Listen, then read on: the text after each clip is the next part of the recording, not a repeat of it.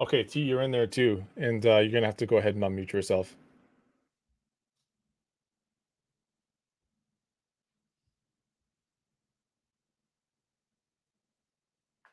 I'm trying. Oh, there you go. Yeah, there you go. Cool. So we can all hear each other. We're good.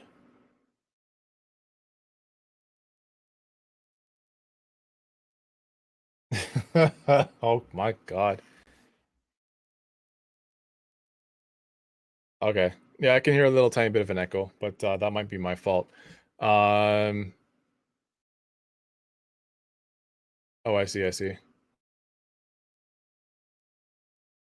No. Thing is, like StreamYard, I shouldn't be muted because I need to be heard both on StreamYard and inside a call-in, if that makes any sense.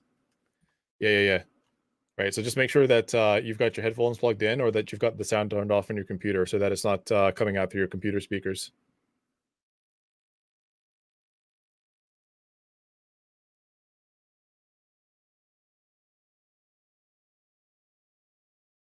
That's right.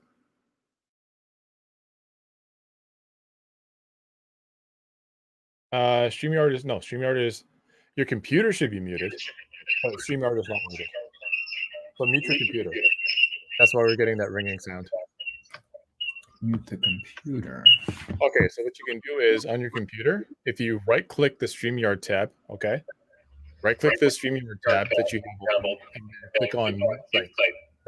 That should solve the problem. From Mute tab. Or just from the tab. Okay, I'm using Google Chrome. Yeah. So right-click on the tab and then click on Mute Site. That way it doesn't come out from your computer. Mo and T, you got to unmute yourself on StreamYard, because that way, like if you talk now, you're not going to be heard by the viewers on the screen. Oh wait, but they're not going to be able to hear me through calling? No, what I'm saying is, if you click, like you have to unmute your microphone on StreamYard, both of you. Yeah. Okay. Oh wait. Oh, I'm muted on StreamYard. Okay. Yeah. Unmute yourself on StreamYard. Okay. So people won't hear double. They won't hear the StreamYard mic as well as the call-in mic, or as long as your tab is muted, they won't hear both. Okay. Yeah. Are we good? So let's ask the people in the comments to make sure that nobody sounds like doubled up. Yeah. If everybody in the we on colored people's time. You can check us out. I know. Absolutely. It couldn't be any other way.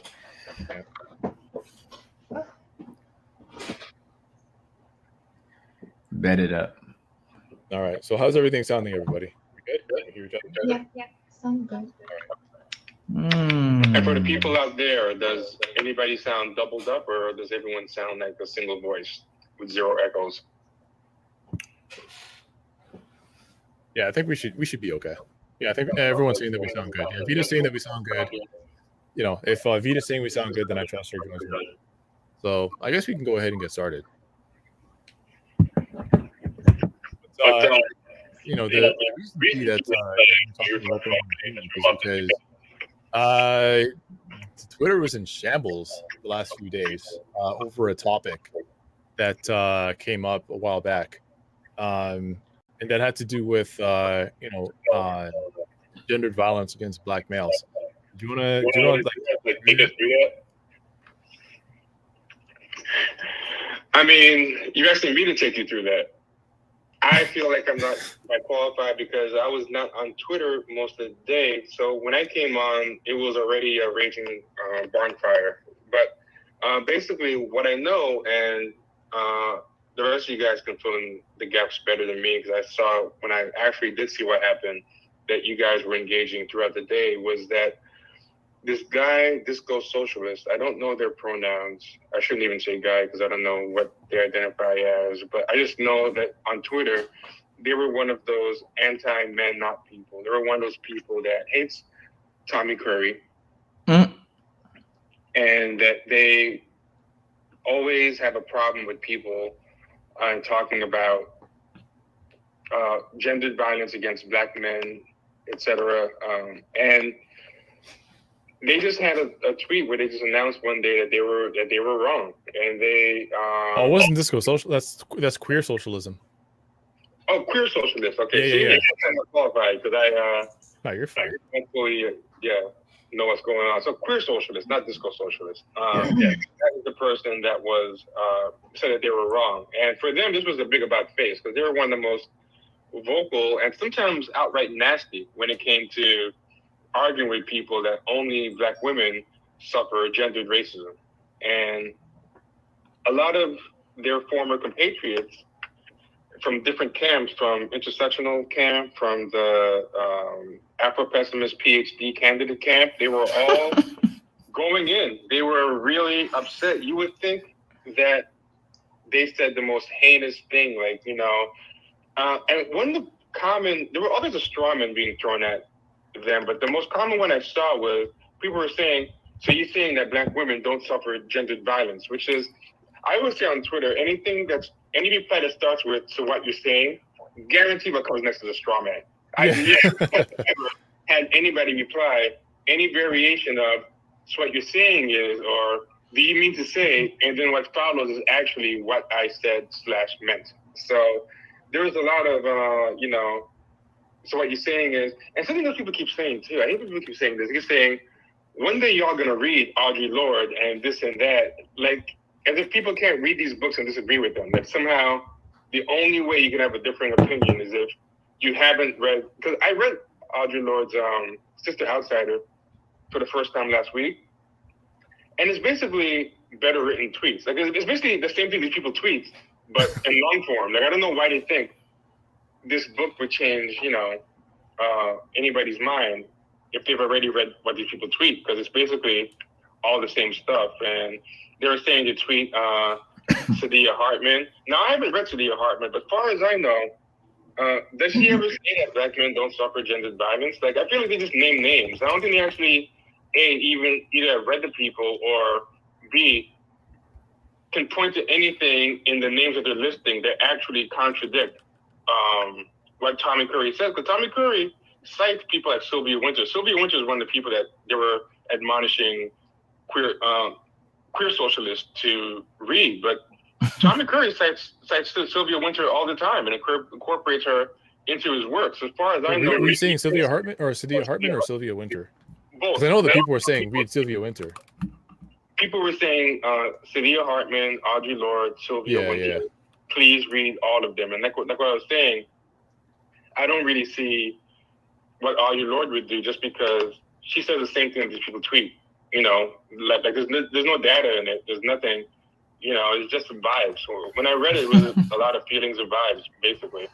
And then Saidiya Hartman, I think, is more substantive. But as far as what I've known, I mean, one of you can correct me. Please let me know.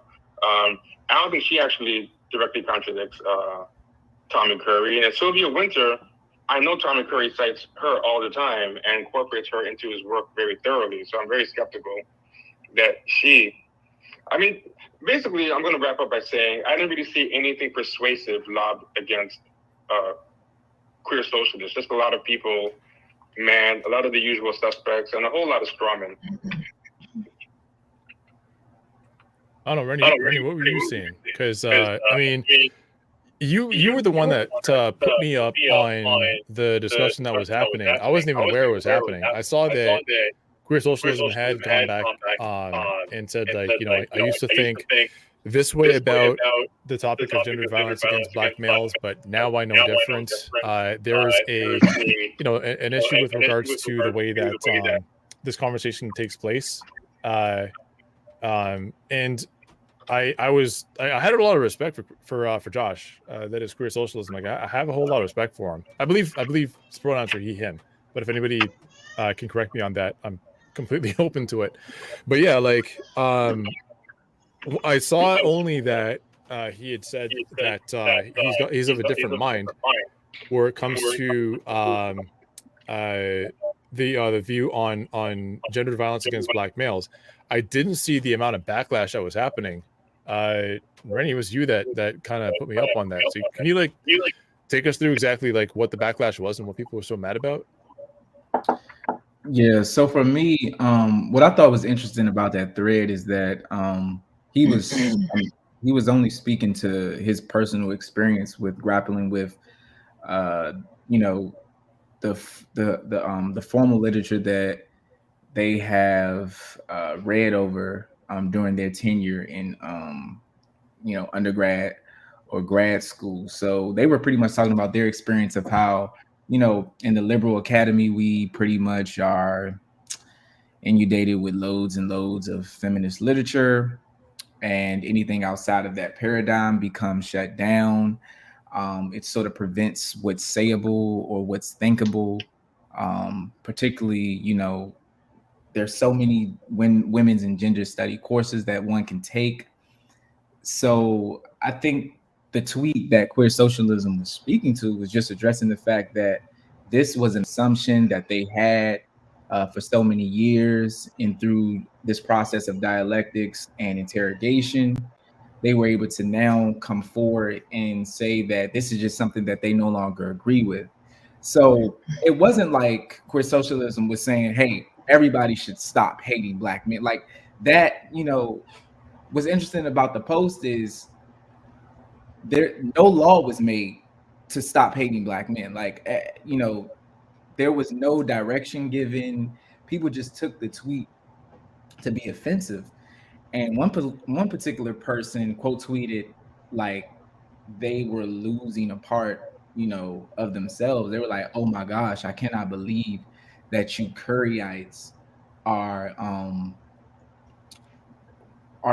coming out the closet." And it was interesting because I don't think queer socialism mentioned Tommy Curry in that thread. I could be wrong, but it didn't appear to me that they did. And so given that this book, The Man Not, has done so much work in the background and has, in many ways changed how people have looked at gender, I think people just assume that that's exactly what queer socialism was reading. So there was just like some vehement disdain towards the thread, and it was really out of pocket. I mean, people started calling queer socialism a Curryite, and again, I don't think he mentions Curry in the entire thread, because I don't think you have to just read Curry to come to that, assumption, like that the way that we currently understand gender frames isn't quite how the reality is. So for me, I was just, I wasn't shocked. I wasn't surprised at all. I mean, that's been the standard on Twitter for so long. So for me, I wasn't shocked. I mean, it was quite laughable. Like, I don't even really get into like exchanges about whether gender racism is a thing, or racial or racist misandry. I pretty much that's just an empirical fact of reality. I'm really concerned about how certain caricatures are imposed on Black males as opposed to what is or what is not. Because I mean, I just think that's crazy. I don't think that can be debated or argued. But that's pretty much how it started. So everyone was pretty much antagonizing, and they did talk about how you should read Spillers, Winter, Hartman, and it's just interesting because if you're referring to Curry, Winters already came out and literally said that Curry uses her work appropriately and that she likes The Man Not, and someone close to Winter has already let Curry know that. So it's like, if you're arguing that he's not addressing Winter correctly, well, Winter disagrees. So I mean, it's just interesting. But a lot of these people haven't read Winter themselves. They're calling her a feminist, all type of stuff. She diametrically is in opposite. I wouldn't say she doesn't antagonize, but she literally explicitly states that she is not one, and the reasons for which she is not one. So it was just hilarious to me. And then the back and forth on the timeline. So I mean, that's pretty much how it came through for me. Something funny though, they give the same list of people no matter what the topic. Like, as soon as you disagree with them, they just name those 4 names. And I don't think they even actually think to themselves, does anything in what these 4 names I'm saying actually contradict what they're saying? If you ask them, can you point me to a passage in, say, Hartman that will contradict? They'll be like, I'm not here to do your work for you. Right? You're asking emotional labor. Google is free. It is, yeah. So I think a lot of times they just say the names and hope that you get scared and intimidated by the dropping of the scholarship, that you just back off. But yeah, I mean, you can say like, I don't think this is the right way to build a house, and they'll be like, well, did you read Sylvia Winter and Hartman? So it's a very it's a very weird bunch. But I think it's a scare tactic more than any actual logically thought out thing. Like I feel like one of us, if we were to say, did you read so and so, we would actually have some passage in mind that the person actually said. But I've noticed they don't really operate like that, because when people ask good faith questions, they start getting mad. People ask them to back up, like, what in their work actually contradicts this? I just want to know. They will start getting very sassy and angry. By the way, I sent an invitation to Javion, another scholar of Black male studies, out in the audience. So Javion, if you check your notifications, should be like in the upper right hand corner of your screen. Check your notifications and just hop up into the stage as well, because I wanted to get your input on this also. Mo, Thought Scholar, you're somebody that in the last while has made, I wouldn't say like a complete 180. It seemed to me like you were always in the process of learning, but you seem to have like come a long way on your own scholarship and your own modes of thinking where this is concerned. Like what, first of all, like what caused you to pivot towards having that view of gender violence against Black males, and what kind of response did you get because of that? Well, for me, you can hear me, right? Yeah, I can hear you. Okay. For me, it was kind of like I was always in like the process of like coming to where I am now.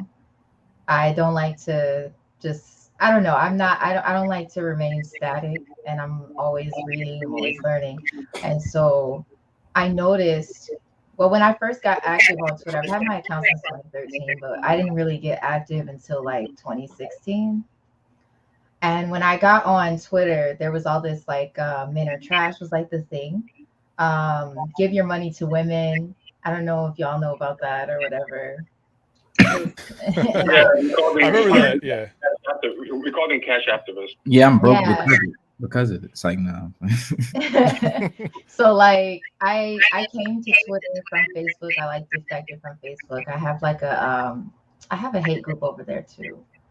And it's like smaller though. But like I came from Facebook.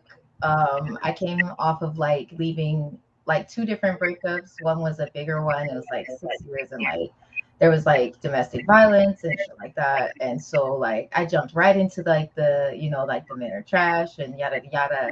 And I just call those my hurt girl days. And everything, so I was like, that's actually like how my platform grew, that and like talking about prostitution and sex work politics and shit like that. And I became somehow like known for like talking about sex work politics accidentally. And I was camming at the time. I was doing some other shit. I don't talk about the other shit because like people have been making threats against me, and like I got doxxed in 2018. So, but I've had my moments where I've been like a kid for the day and shit. And one thing that I noticed though is that like I started writing this book and working on it in 2016. It was originally about sex work and like my experiences and things like that. And I had a friend we're no longer friends, but like your friends really like can really like influence you in a certain kind of way, or like in positive ways and negative ways. They can kind of like put a wall around your thinking because like you want to be accepted by them.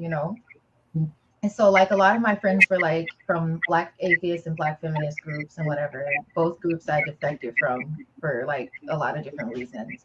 Mainly like the circular conversations around child support and dating. Is this a date? All of that stuff. I just kind of got tired of that. And so I had a friend. I have a little boy.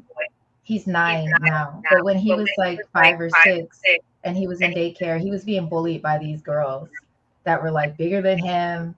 and like a year older than him, because of like he liked flowers and like stuff, just weird stuff. And he wanted to play like hand games and stuff like that. I mean, he was 5.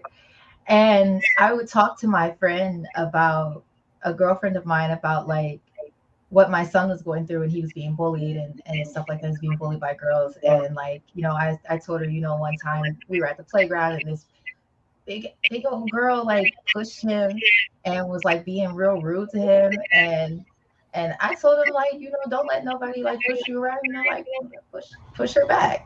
Like we fighting. And she was like, why would you tell him to push a girl? And why would you tell him to such and such? And like, basically, I'm gonna raise him to be like misogynist if I'm not careful, if I tell him to defend himself. And I was like, listen, this heifer was bigger than him, okay? And was taking stuff from him, and he's so sweet and gentle, and like he's just like trying to play, and like you were real nasty to him. And I was like, you can't just let somebody, like, she's bigger than you, like I'm not gonna tell him not to push her back because he's a boy. She you hit, you big enough to hit, you big enough to give her back. And and that's how I feel. And she was like, she had like no sympathy for him. She was just like, you have to make sure that he didn't do anything to like deserve to be bullied or something. And I was like, get the fuck out of here, like there's no way. Like, he's 5, and I think those kind.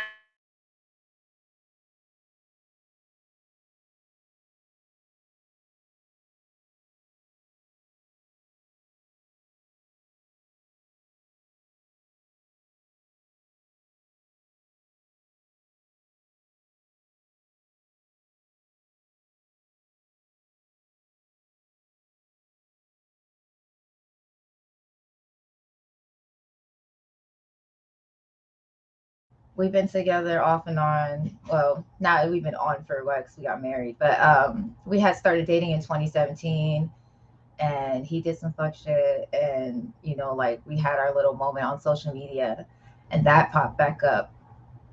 But he really, like, influenced my thinking as well. He actually read Curry's entire book. I bought it for him. And because he had been bullied all through childhood and had been like had got jumped and a bunch of stuff, and then was bullied in the military, and he had like some mental health issues that he was working through. And I had been searching for information for him, because he said he would get on Twitter and just like feel like garbage because he had at one point identified as a feminist, and then they told him on Facebook, you can't be a feminist because you're a man. And like they didn't want him speaking on these issues. They didn't want him like talking about like what they felt were women's issues. So like gender issues were like women's issues. So gender only equals women. And I was like, that doesn't sound correct. And so because of him sharing his experience with me, I was like, working through this and working through it with him, having these conversations with him in the house. And, like then we have all these people spreading all these stories about our relationship and different things like that. And I'm starting to see like all of these different things coming up. It wasn't until earlier this year that I felt like I had gathered enough information of my own to kind of like speak on what I had been wanting to speak on without saying something, messed up. As soon as I seriously engaged Black male studies and Black male studies scholars, I lost like 176 followers. Yeah. And then like I continued to like kind of bleed followers all the way up like for the next couple of months. And then like it started to like really pick back up again. And I regained the followers that I had lost. So now I'm back where I was before that. But it was really, I was really looking like, wow. And all I said was that, all I did was like start talking about, like, I started by talking about motherhood and women and everything like that because I had an abusive parent. I had an abusive mother. And because somebody had tweeted something that like women have no structural power over anybody. And I was like, that doesn't sound right because children exist. And I was like, and everybody, and there's different levels to like who has structural power and who doesn't, because white women definitely have structural power. And so I started with that subject, and then I moved to talking about children, Black children and youth and sexual assault and some of the stories that I had heard, because I had had Black men who had told me they had been sexually assaulted as young boys and by older women and what that had done to them and things like that. And the moment that I like really started seriously engaging something that I guess I wasn't supposed to engage, it was like blasphemous or whatever, people started having like even more of a problem with me than they did before. So like this recent little scuffle, I just accidentally got into that because I saw queer socialism. Now queer socialism didn't even mention Curry. So I don't even know, like the name just like popped up and then suddenly like people were Curryites and all of this type of stuff. He didn't even mention Curry in that thread. He just said that he had like basically like a change of heart, and whatever. But like a lot of these people, they haven't, I just feel like they don't read shit. Like they say that they read this and that, but like, they're saying Sylvia Wynter, but I've read Sylvia Wynter and they didn't read that. I don't believe it. I don't believe that they read Sylvia Wynter. I don't believe that they read the stuff that they put up there. I do believe they read Audre Lorde, but it's not hard to read Audre Lorde, And plus, like, I'm not going to take someone's word as gospel when, like, all they did was date white people and they had, like, all these identity issues going on and took advantage of younger Black feminists. Like, I just can't, like, take someone like that super serious in a certain kind of way. And I think that like they have like they like deify these different people and then they just like spout off these names like they're saying like Jesus, God, the Holy Spirit or something. And it's fascinating to watch because like they really don't have anything to say, but they're saying like so much nothing.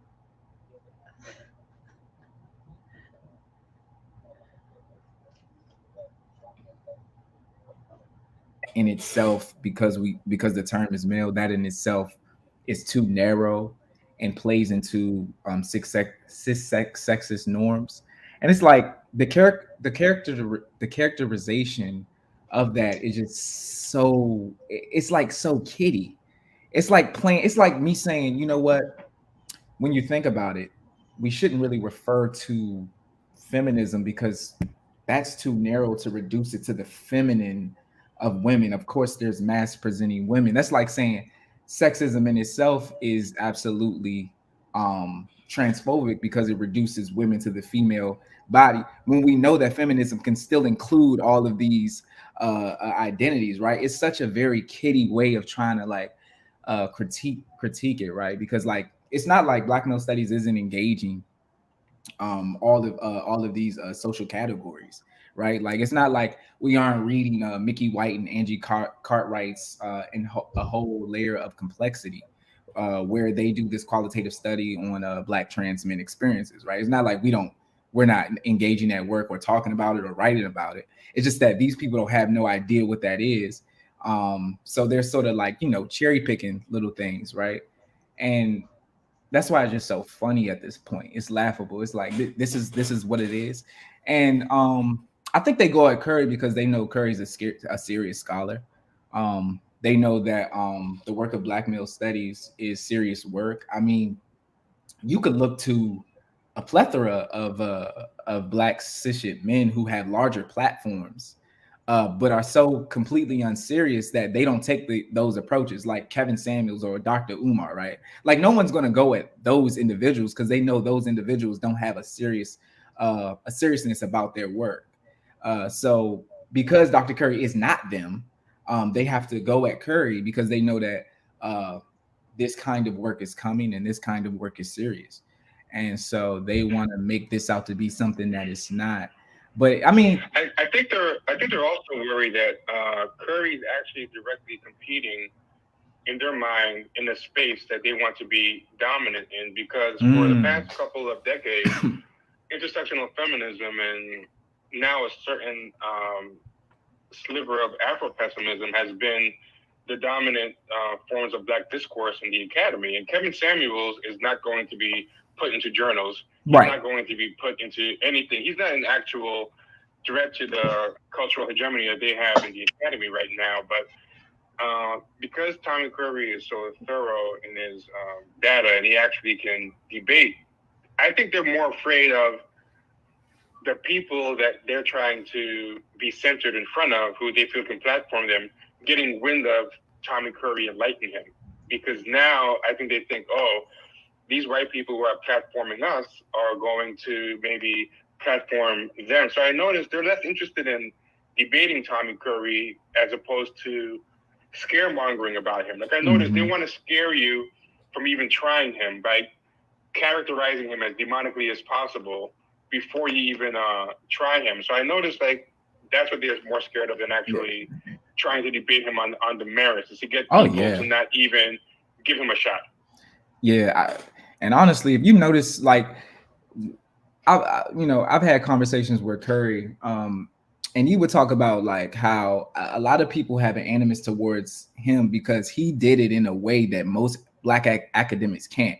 And what he means by that is like people like me, Myron, who are in Black male studies, like, and even Curry, like, we don't have a history or family genealogy where we were like raised middle class suburbs, right? So like we always talk about how like all this shit here is just extra. Like for the most part, we're not supposed to be in this space in the first place.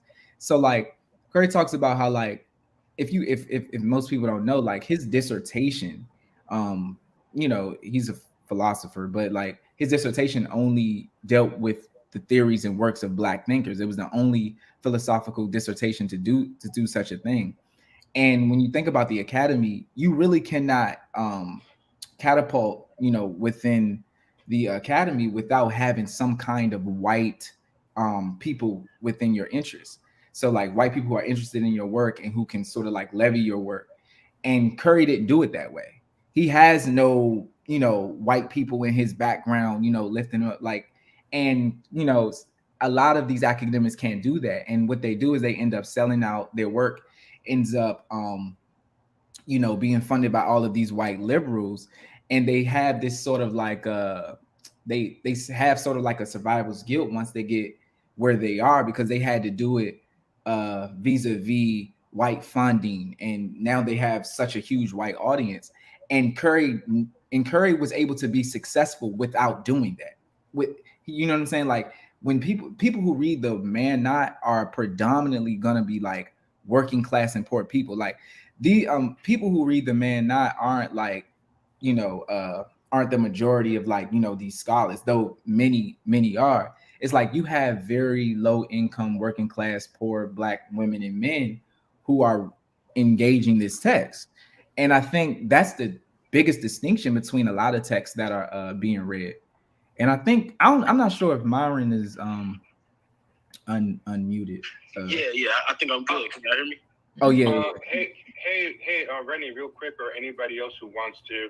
I realize we're kind of assuming everybody knows who these parties are. I just realized maybe some people won't even know who Tommy Curry and the Man Not is. So maybe like 10 seconds or so, 30 seconds to just let people know who it is that we're talking about for people who are lost. I'll let Myron just cause yeah. Okay, so I could just introduce myself. So I'm a PhD student at the University of Edinburgh, and my main focus is Black male studies. So that's who I am. majors in philosophy. So, that's mostly what I focus on, that anti-colonial philosophy. Yeah. And so for the viewers, Myron, can we have you sort of like explain, because I think that's where T was going. Like for people who may not even know who Tommy Curry is or what Black Male Studies is or what the Man Not introduced, like, could you just like give them like a refresher, like of what that is? It doesn't have to be. Yeah. Exactly. So, Dr. Curry, he created the paradigm of Black Male Studies through his book, The Man Not. But The Man Not basically is this argument trying to reframe how we think about gender, vulnerability, anti-racist misandry, particularly, or anti-Black misandry, and Western patriarchy. So you're going to have Dr. Curry making this argument about patriarchy targeting certain outgroup men, and that constituting a real vulnerability that more than one kind of vulnerable racialized male group experiences. So, you get the comparison with Jewish males and South African males as well. And I want to take this time to just do some quick housekeeping. Basically, for people who don't understand what we're doing today, this is a call-in show. So we actually are taking in calls. So this is streaming on YouTube, on Twitch, and on Rumble. But people who are watching that way aren't able to call in and participate. So people in the chat on the various streams are asking, how can we call in? What you can do is just go to twitter.com/Champagne Sharks, and in the pinned tweet are all the links that you need to either watch the show or participate in the show. So go to Champagne Sharks, one word on Twitter, no underscores, and look for the call-in link. You need an iOS, you need an iPhone or iPad to join in. It's not our fault. It's just how the app is. But basically, click the link, sign up real quick, and it will take you to the room, and you can join in and talk. So, yeah, anybody streaming who wants to switch it to a participant, that's what you have to do. And also on the bottom are different ways to support the show. On the bottom of the stream, scrolling. So by all means, you can Venmo or Cash App us at Champagne Sharks or PayPal us at champagnesharks@gmail.com, etc. And yeah, that's basically it. Sorry for Android users. They're already getting mad in the live chat, including our co-host, But yeah, not our fault, not our fault. By all means, everyone, please continue with what you were saying. Thanks. If I can just explain really quickly, the reason that it's not available for Android right now, speaking as the developer myself, Android is a fucking pain to develop for. So what you'll often see is that the apps, like, other apps, either have the entire app come out on iOS first, or if they have like updates that are pushed. For example, like, I don't know if you remember when Twitter got voice notes, and it came out on iOS first, and then like sporadically on Android. Is because the operating system for iOS, Swift, is incredibly easy to develop for. It's like it's almost like as easy as like JavaScript. If you know anything about coding at all, JavaScript is, it's not necessarily easy, but it's like it's intuitive. And then Android is based on Java, which is a fucking pain in the ass to code for. Usually the development cycle for that takes like anywhere between like 6 months and a year longer to get right on Android. So it's not like, an elitist thing. It's just that it's easier to code through iOS.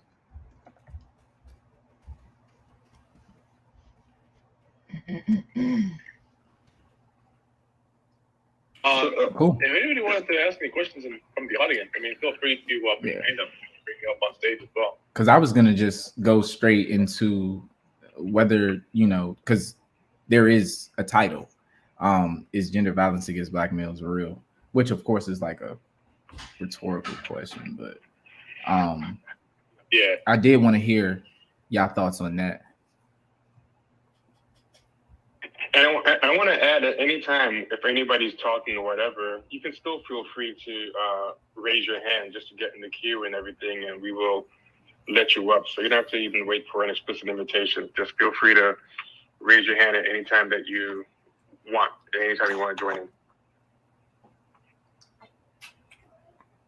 Yeah, well, look, I just like to say, I think the tone of our conversations is just it says a lot about academic spaces and how hostile they are to people, just in general, but especially people with our background, like Rennie was bringing up. I think T, you made a good point as well. I think this is largely about the broader economy of ideas.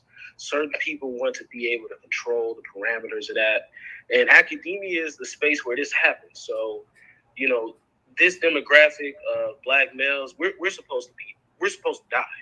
People are supposed to be able to talk over our dead bodies. We're not supposed to be able to interpret any of these moments for ourselves. And so I think that's what's really being responded to, this threat, particularly from people who they perceive a threat from white people. So they want to signal to white people that they're not like these bad niggers over here. We're not like these bad Black people over here. And that seems to me to be the motivating factor with denying this. Just the entire tone of the conversation. I mean, we're talking about a group like 1 in 9 between 20 and 34 is in prison. And just being at the University of Edinburgh, luckily being able to give some type of talks in front of different European audiences, you can really tell a contrast when you're talking to Americans. Like, when you talk about the fact that police violence is number 6 cause of death, homicide is the number 5 causes of death for Black males up to age 50, basically. It's almost like saying the grass is green. I mean, you're really not communicating any information to them. As an American interlocutor, they don't hear you saying anything. But with other countries, that are not so punitive and don't have this ingrained militaristic culture, it really, really comes through. Like, people are really, particularly, those Nordic countries where they're less punitive. You can really see people have a response to what they perceive as this, like, real assault on young Black males in this country. Something I wanted to add to something that I said earlier, but also add to what you're saying is, I was talking about how people are competing for dominance within the cultural hegemony of the academy. But I would also add, and I forgot to mention this, there's a lot of money and exposure to be had in this, because right now, more than any other time I can remember in my lifetime, there is this weird kind of revolving door or porous borders around the academy, around entertainment, and around politics, where it's like you have Hillary Clinton tweeting and Elizabeth Warren tweeting Audre Lorde quotes and talking about intersectionality. You have TV shows that are basically just sound like they had a bunch of intersectional textbooks that's fed into AI and spit out a screenplay. It's very much now almost a pathway, a gateway into a lot of things that these people, I think, find glamorous and fun. It's a way to meet celebrities. It's a way to get to write for TV. Like, there was a show, Lovecraft Country, that 2 of the people on staff were Yale Black Studies professors in the writer's room. And that's becoming more and more common. Those 2 have a overall deal with Warner. So when that show was canceled, they were moved to another Black show to just keep writing. And I think there's a lot of people who kind of, Brittany Cooper and all these people are writing children's books. There's all these deals going on. So I think I'm just saying that just to add to the idea of the stakes. It's not just about being the king or queen of the roost in the academy, but all the things that can kind of get you in terms of Black entertainment and celebrity and whatever spaces. I mean, these people, I think, are hoping to sit down and be in the audience of the Oscars one day, which is happening. Black Lives Matter presented at the Oscars a couple of years ago. Yeah. So, I mean, look, just to add to that point too, like, think about it this way. You can do that with shrinking in a space happening between these different institutions that used to have some semblance of distance between one another. You see the same thing between the university and the military, right? So you'll see admirals and generals come from the Marine Corps and the Army and then take up a post as president at a university. University of Kansas just promoted an admiral. This person doesn't know anything about education. But the small little distance that was between education and the military-industrial complex, it's just that much tighter. It's just that much more influence to be had. And I think, the influence of police unions and local policies and the military-industrial complex, tied together, it adds to the backdrop of what people see as stakes, because within the humanities, the permanent war economy has made it to where certain kinds of ideas are gonna be funded. Like what T was saying, like you have this push towards STEM. So humanities are in question anyway. So you have people writing from English departments, and you're gonna have to raise the stakes. Why should we listen to this? What is the the capturing thread here? And that's gonna be black males, the pathology of black men. In this permanent war economy and this war on terrorism that we just left, supposedly, that has been the narrative. And I think that's the aspect of it too that gets overlooked a lot, this permanent war economy of the United States and how the education sector has responded to that. I think that I think too, like in the age of social media, we have this way of like we can brand ourselves, and everything was consumable before, but now even more so. And like, so you hear like a lot of people, they repeat this all the time, that like black women are ignored, black women are erased, all of these types of things.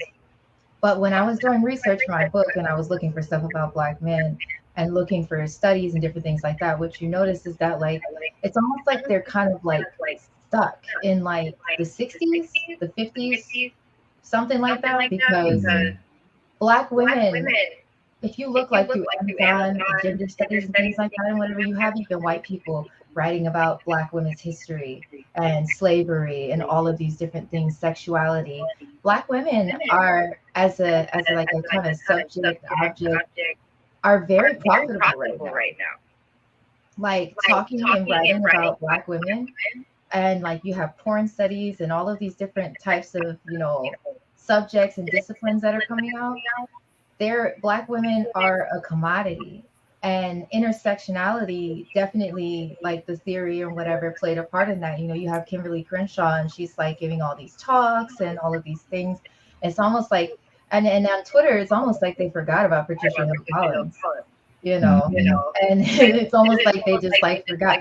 Patricia Hill Collins is a sociologist, and she warned us about like the additive analysis of oppression, and which is what they're doing. And the thing about the thing about it is that you have like intersectional theory that is based in critical race theory, which is a bunch of lawyers who are complicit in this system, whether they choose to be or not. You have these people who are that's why I call it, like, I guess, jurisprudent intersectionality, because like I personally feel like that's where it should stay. That's the place where it works, because you have what you have is like this paradigm that is saying that black women are affected by gender and sex and race, but black men are only affected by race, thereby equating black men with white women, giving black men a power that they don't have, so that white women at times, like I see them on Twitter, and they feel like entitled to be able to say certain things to black men because like, oh, you're a man. And it's a very interesting dynamic. And I personally believe that, like, Sylvia Winter talked about this in one of her papers, this way that like black studies and black feminism, or feminism in general, was kind of like this radical thing, and then it was like inducted into the academy, and they were de-radicalized, and now it's like intersectionality is like this thing that's always being defended, but what is it? It's being applied to all of these different things, but when you press people, they're like, well, it doesn't apply to black men though. Yeah, I mean, great points, man. I agree. Great points, because it's definitely a lot of like reactionary happening. I mean, I think this is just a downfall of this permanent war economy we have, and the consolidation of things, particularly the police state. I mean, you see black scholars being ran out of the academy in the 80s and 90s. You know, these Afrocentric Black studies scholars being ran out and not having jobs, being harassed. You see Black Panthers still in prison right now. You know, so that, I agree.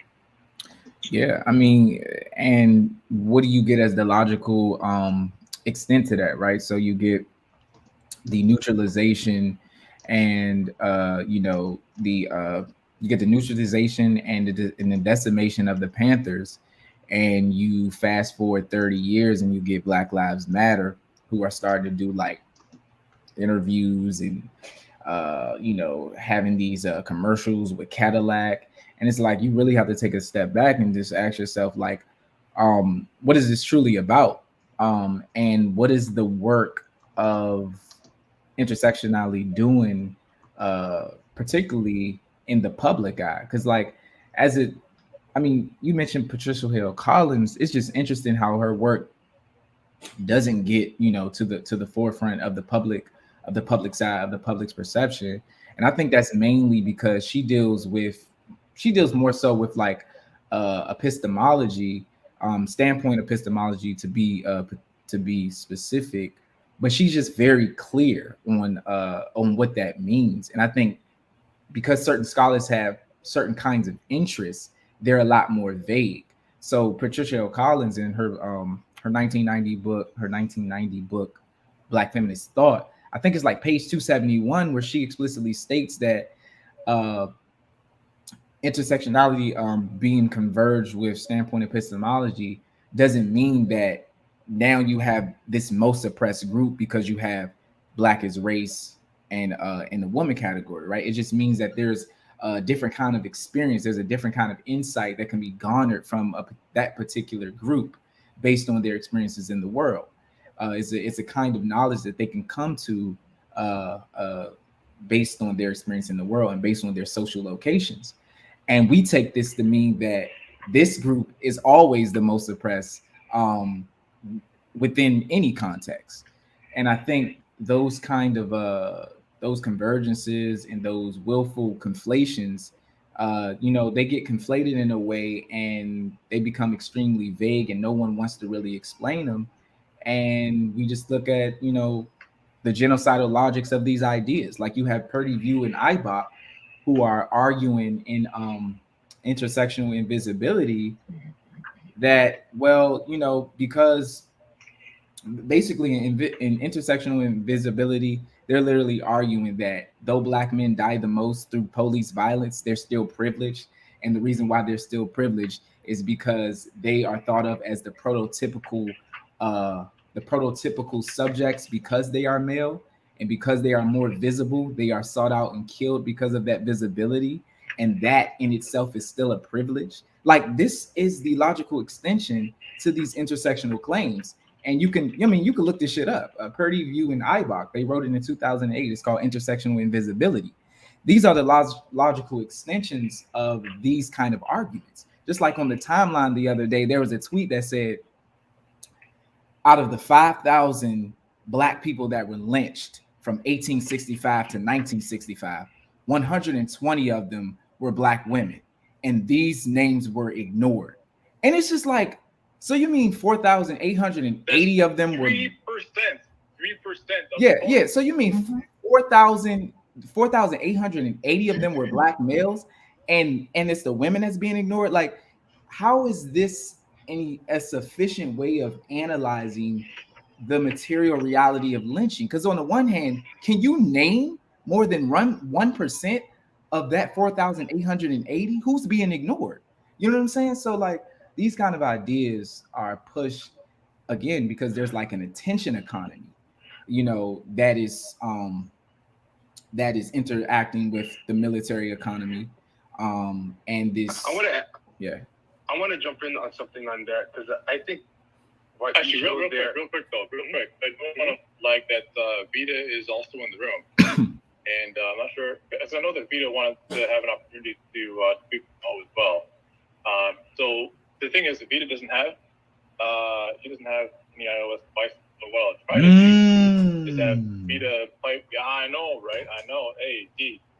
Hey, you gotta use our bump up pay scale for some of your champagne shorts out here. She doesn't want iOS. It's not about money. Oh, she's okay. She's an Android supremacist. Got it.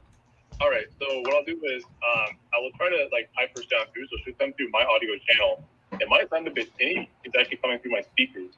But we'll see if we can make this work. All right, Vita, I'm gonna unmute you, and you should be able to go ahead. All right. How do I sound? Can you guys hear me? Oh my God. Yeah. It's not working.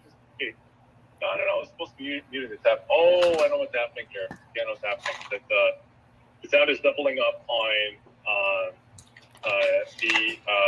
the app that is mirroring to. Anyway. All right, Vita, I'm gonna shut up for a couple of seconds, and then you can go ahead. They should just give like your voice on. Okay. Can you guys hear me? Okay. Am I echoing? You guys can't hear me? No, it's still Vita. Who among you does not have your headphones? Who among you does not have your headphones plugged in? Not who among you. Somebody has got the sound turned on for your somebody's got the sound turned on your PC, and that's what it's coming through. Oh, so if you speak on stream, you should be able to go ahead. Okay. So everybody can hear me okay? Well, they say I sound good. But yeah, I'm not in the cult of apples. But first of all, I saw that conversation on Twitter and I was already like, okay, I'm interested in where this is going to go. Well, I think they can hear, we cannot. Oh, y'all can't hear me. Yeah, I'm not in the cult of apples, but first of all, I saw that conversation on Twitter. Oh, there's a delay. I'm interested in where this is going to go. I think they can hear much of that. Oh, yeah, I'm here. It's only apples. I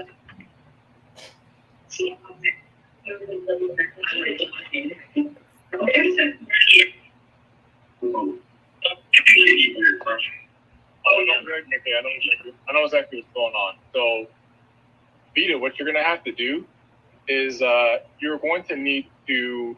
Vita, what you got to do is you got to right-click on the Chrome tab or Firefox tab, and then you got to mute the site. I think that's what's going on. That's why you're getting the recursive echo. So if you right-click on the tab and then you click on mute tab or mute site, that'll stop the echo. People in the chat say she sounds great on the YouTube stream, so I don't know exactly what's happening. Because they're not in Colin. That's why it's coming through recursive for them. Oh, I see. Yeah.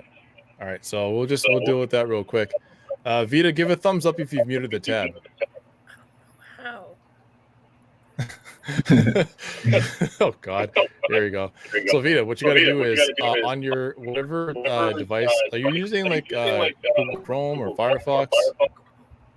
Okay, you're using Google Chrome. Got it. So if you use your mouse and you right-click on the tab that's open right now to StreamYard, right-click on that, and a little drop-down menu is going to give you an option to mute the tab. Yeah. Cool. Okay. All right. As soon as you've done that, you should be able to speak, and I can let your sound come through. Click on that. Oh, here we go. I don't know if can you guys hear me? Y'all got this trash ass Apple app instead of just using regular shit trying to be fancy. That's the first problem.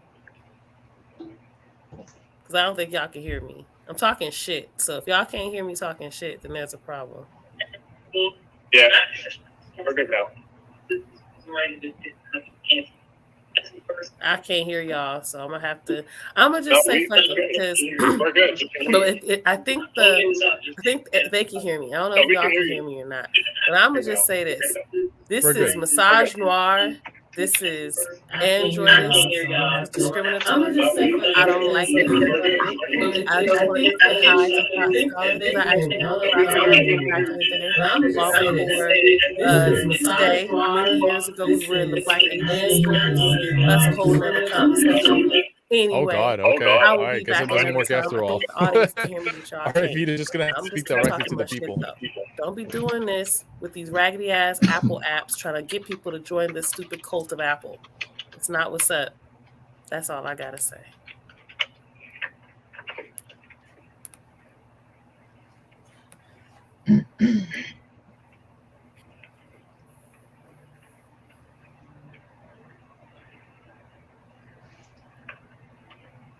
Oh, and y'all apparently sound raggedy because the audience said y'all sound horrible in comparison to me, trying to be fancy and shit.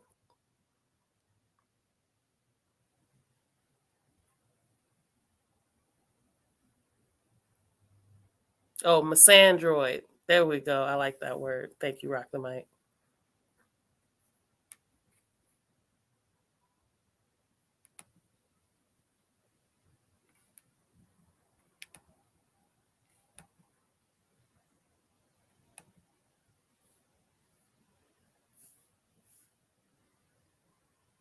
Thank you, R. I can't say your last name, but thank you.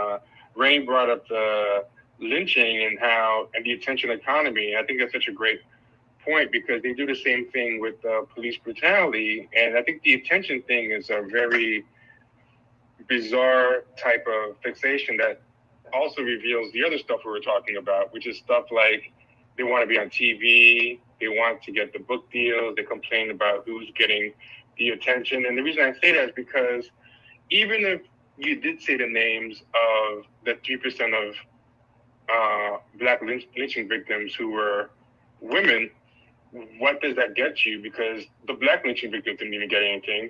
I mean, we're in a world where the Black men dying from police violence are not getting justice.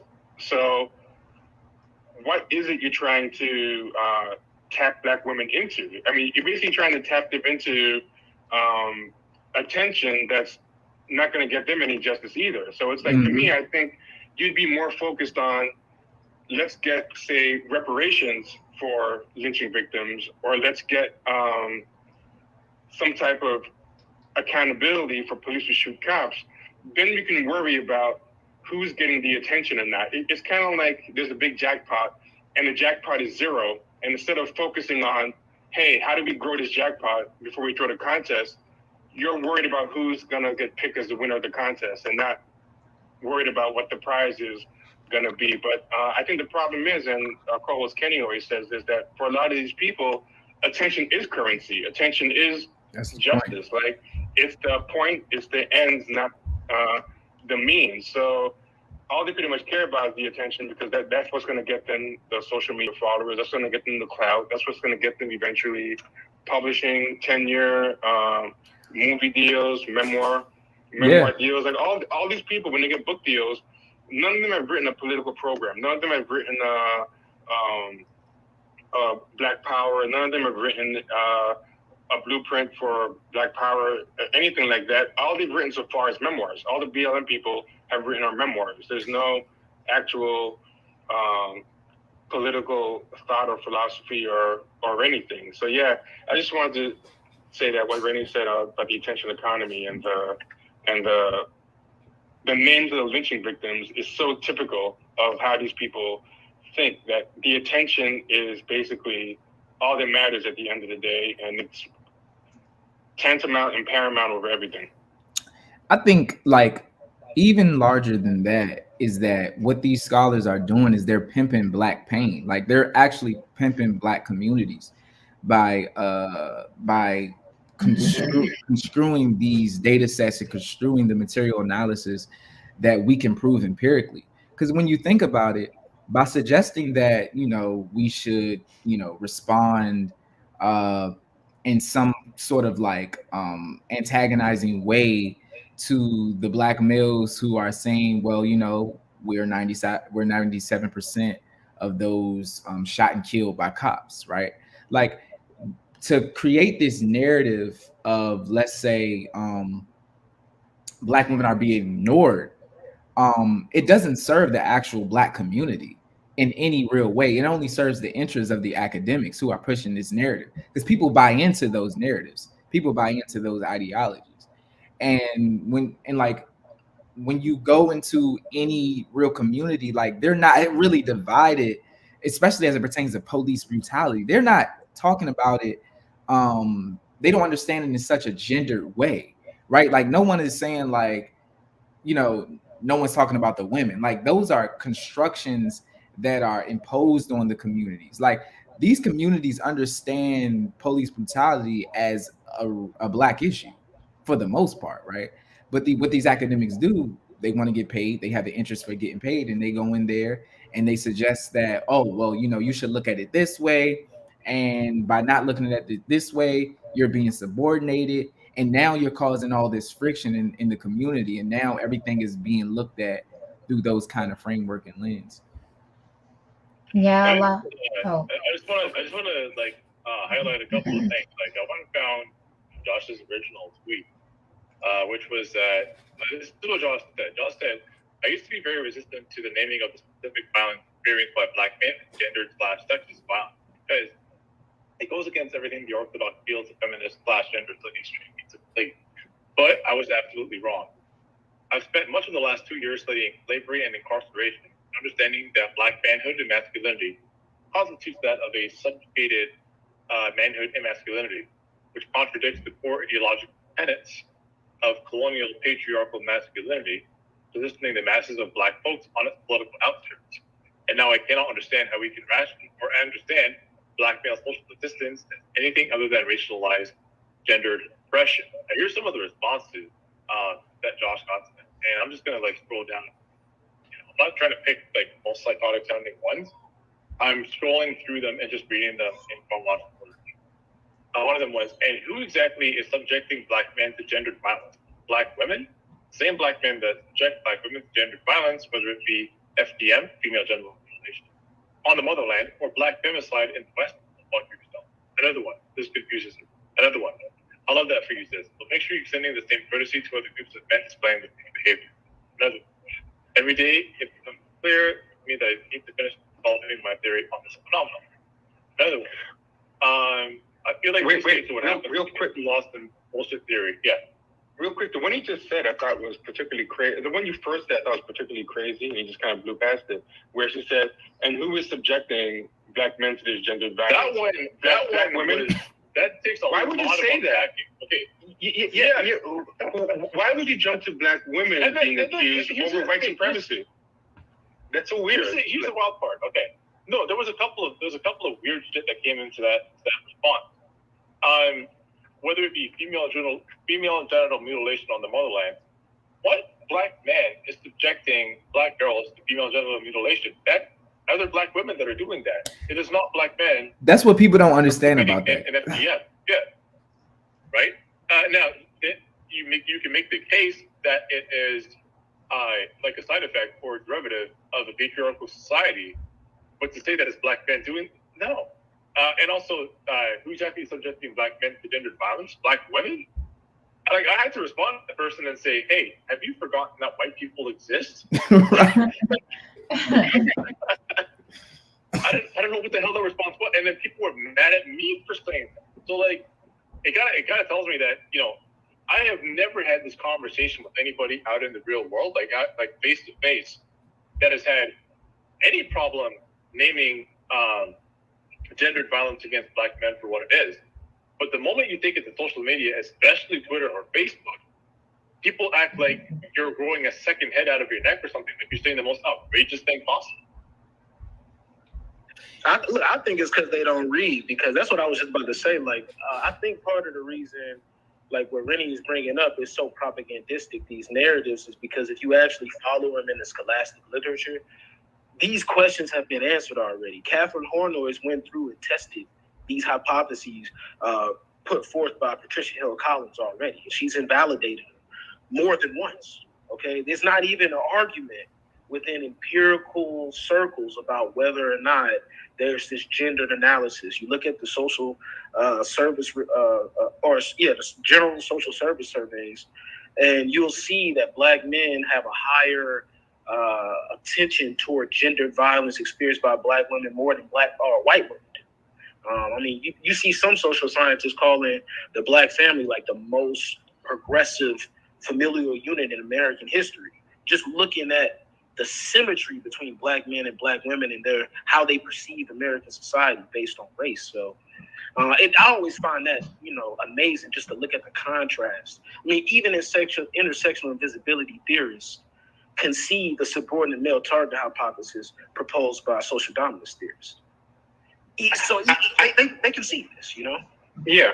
I think something else about that tweet that Q was talking about, where he said, "Have you forgotten white people?" I think this is a cliched accusation to make, but I think it's a textbook example of projection, as in they hate or are afraid of other Black people more than they are afraid of or hate white people. So, of course, when you make a complaint, they're going to project the same mindset on you. Like, they read an accusation against another Black person themselves, because that's the only thing that they're talking about when they're complaining about injustice against Black women. They're more concerned about it coming from Black men than from white supremacy. Like, white supremacy is something to be negotiated with and to get a seat at the table with, and to try to find the good white people who will make you a mascot over the bad white people who won't, whereas other Black people can't do anything for you. So they, of course, can't help but read other people's intentions the same way. So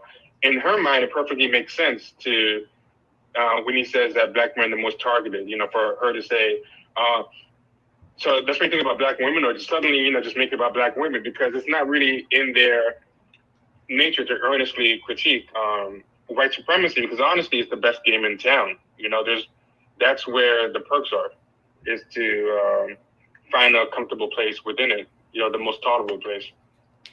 Yeah, I got into an argument over that tweet, the FGM tweet, because I don't think a lot of people know, or maybe they do, I don't know. It seems like they just don't know a lot of stuff. They're just content in their ignorance. But it's really weird, because once you start really looking and engaging, there's like some sort of weird white womanness narcissism going on. And it's like, like they come out like with queer socialism. He didn't even mention Curry, and they came out like evangelists. And was like, they're not arguing anything real. But with female genital mutilation in particular, I got into a whole argument over this, because I was talking about a paper by Sylvia Wendell that talked about, I just found this by accident, but it was talking about how the entire issue, and I got into this argument last year with somebody, because I talked about how women were getting online and talking about penises and circumcision, and how like it wasn't an issue. It wasn't a real issue, or it wasn't an issue of reproductive justice. And I said, yes, it is. And with female genital mutilation, I was like, this is an issue that has been, in the West, has been framed as like this really big issue, and it was framed by white and academic feminists as like, this really huge issue. And from the Western perspective, it's framed as though like, it's this primitive thing that's, this barbaric practice, and it's like decontextualized, whereas over in on the continent, it might be seen as different. Like I've seen women in, West African women talk about how they chose to be circumcised, or, chose excision as adults because it was a rite of passage. But nobody wants to hear that. Nobody wants to engage that. When you talk about it with Western Black women who are academics or not, or talk about it with white women, they're like, this is a way bigger issue. And white women kind of like went over there and are like missionaries and like fixing all of this stuff that's going on the dark continent, and they don't want to hear anything about Black men or Black male sign people being a part of reproductive justice, or any of their issues being a part of reproductive justice. Just this past week, I had like a 2 or 3 day thing going on over a tweet that was like originally a throwaway tweet where I was talking about abolishing child support. And what it really came down to, if you look in the quote tweets, because I pinned it because it was so wild. There was people quoting me, Black women quoting me, saying like, "Thank goodness for carceral feminism." Like, thank goodness, like this is stupid, this is ridiculous, like, and like they're saying, child support is not a reproductive justice issue. It's not a police abolition issue. And I just don't see how it could be construed any other way. But so because it targets Black fathers, it's not important. And because, like, Black men are supposed to be like these, like, anytime I spoke about it, they would start bringing up, like, even with the bullet bags conversation that happened a few weeks ago or a couple months ago or whatever, they brought up all these random things about, like, these rape statistics and all of these things. All of these studies and all of these methods are coming from a white woman's perspective. And that's because, like, it was inducted into the academy. With intersectionality, with, Kimberly Crenshaw, they started talking about, like, say her name and everything like that. All these Black women are being ignored. But there was just a New York Times article about how police are just, like, killing Black men and, like, writing down sickle cell and shit.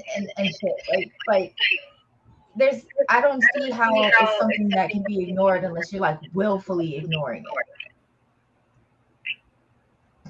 It's sad to me too, because I think, the real stakes of, like, racism in America has been internecine warfare, or, like, genocidal warfare. There's a book by historian K. Michelle Wright. She makes this really clear. You also can read Political Prisoners to get a view of this. There's also A.J. William Myers. He has a book called Destructive Impulses where he breaks this down really good. But you could really see in American history, like, the consequences of racial violence has been the killing of men.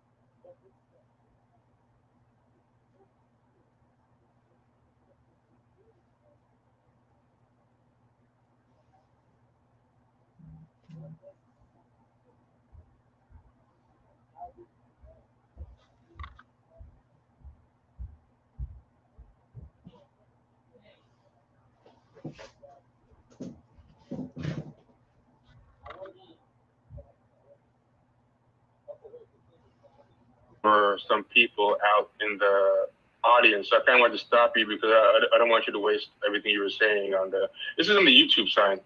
Q, do you have any idea why the people on YouTube can't hear us right now? Yeah, I'm not quite sure. Javion should be his audio should be piping through. Can anyone on the YouTube hear us at all? Oh, hold on. I'm gonna type real quick. Okay.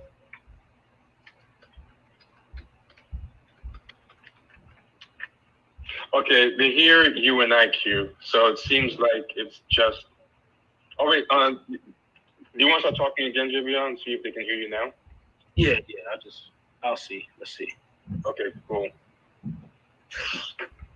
Okay, yeah, it looked like people can hear a little bit now. But yeah, no, I think it's something you brought up earlier, T. I just think it's important. It's an important point. Even in the development of these ideas, you can see how the public sphere is able to cut off positive development, positive discussion of these ideas that would be more fruitful. Because I think as Black people in America, what is really at stake is genocidal internecine conflict. That is what people like Malcolm X, Huey P. Newton, that is what people are responding to. Their perception of a real possibility of genocide in America. And I don't think that's something that's archaic. When you look at the evolution of white nationalism since the 60s, vigilantism, so-called disaster organizations, all these constitutionalist organizations. You can look at this through the 60s. There's a historian, Kathleen Ballou, she writes about this. But you can see these white reactionary America responding to Jim Crowism, the eradication of Jim Crowism in America in a positive manner. And you can see it through the militarization of police forces, the right-wing turn in veterans, and people literally joining the police state in order to acquire skills and then go commit violence on Black people thereafter. And all that's obscure. Something you said that I think combines with something that Rennie and I said very well was you brought up the dominance of the framework of intersectional invisibility in the among these people. But I think that's another example of attention trumping everything, because the whole idea of intersectional invisibility, at least in the way it's kind of brought into the pop discourse, is about someone will say, hey, here's a study about something called intersectional invisibility, and that's why we need to elevate voices and say these names and give these people work. So it's weird how in so many different frameworks it all ends up coming back, whether it's say her name or intersectional invisibility or please bring up the 3% of the female lynching victims, where they're asking for attention over everything. But the ironic thing is even the attention that they're asking for the bigger people, for the bigger community, is not really to get those people anything. It's not to get anybody anything tangible. It's just to normalize eventually they themselves as scholars getting that same attention and getting to be the spokespeople. So I think it's just funny how it always keeps coming back to, phrased in a bunch of different ways, who is getting censored. And something I want to throw out to people out there. First off, everyone in the audience, if you're enjoying this, don't hog it for yourself. Share it on your socials. Let people know we're in here. And you can either tweet it out yourself, or you can go to Champagne Shark's account on Twitter and retweet the pinned tweet. But also, there are people out there who don't have the Call-In app, don't have iOS, but want to participate. What you can do is, my DMs are open. You can DM a question for the people on the panel, and I'll read it out loud. There's already one that I'm going to pose to the panel right now, but I just want to let other people know that they can do so. And also, people in Call-In, if anybody wants to speak or ask questions or share their thoughts, feel free to raise your hand and do so. And final thing I'm going to do before I read the question and any other questions that come in is, if you are watching on the live stream and you want to participate and ask a question verbally, if you have iOS, go to Champagne Shark's account on Twitter and look for the pinned tweet, twitter.com/Champagne Sharks, or just search one word, Champagne Sharks. And the link to the Call-In app will be on that pinned tweet. So you can jump in like that. And without further ado, here's the question that was asked. I did not ask the permission if it was okay to use their screen name, so I'm not going to do so. But the person asked, and I think different people on this panel actually weighed in on the subject, so I think this is a great question. The person asked, can someone explain possible hypotheses as to why the Twitterverse has readily accepted Black male studies after Afghan male refugees were refused rather than when considering Black men in the US?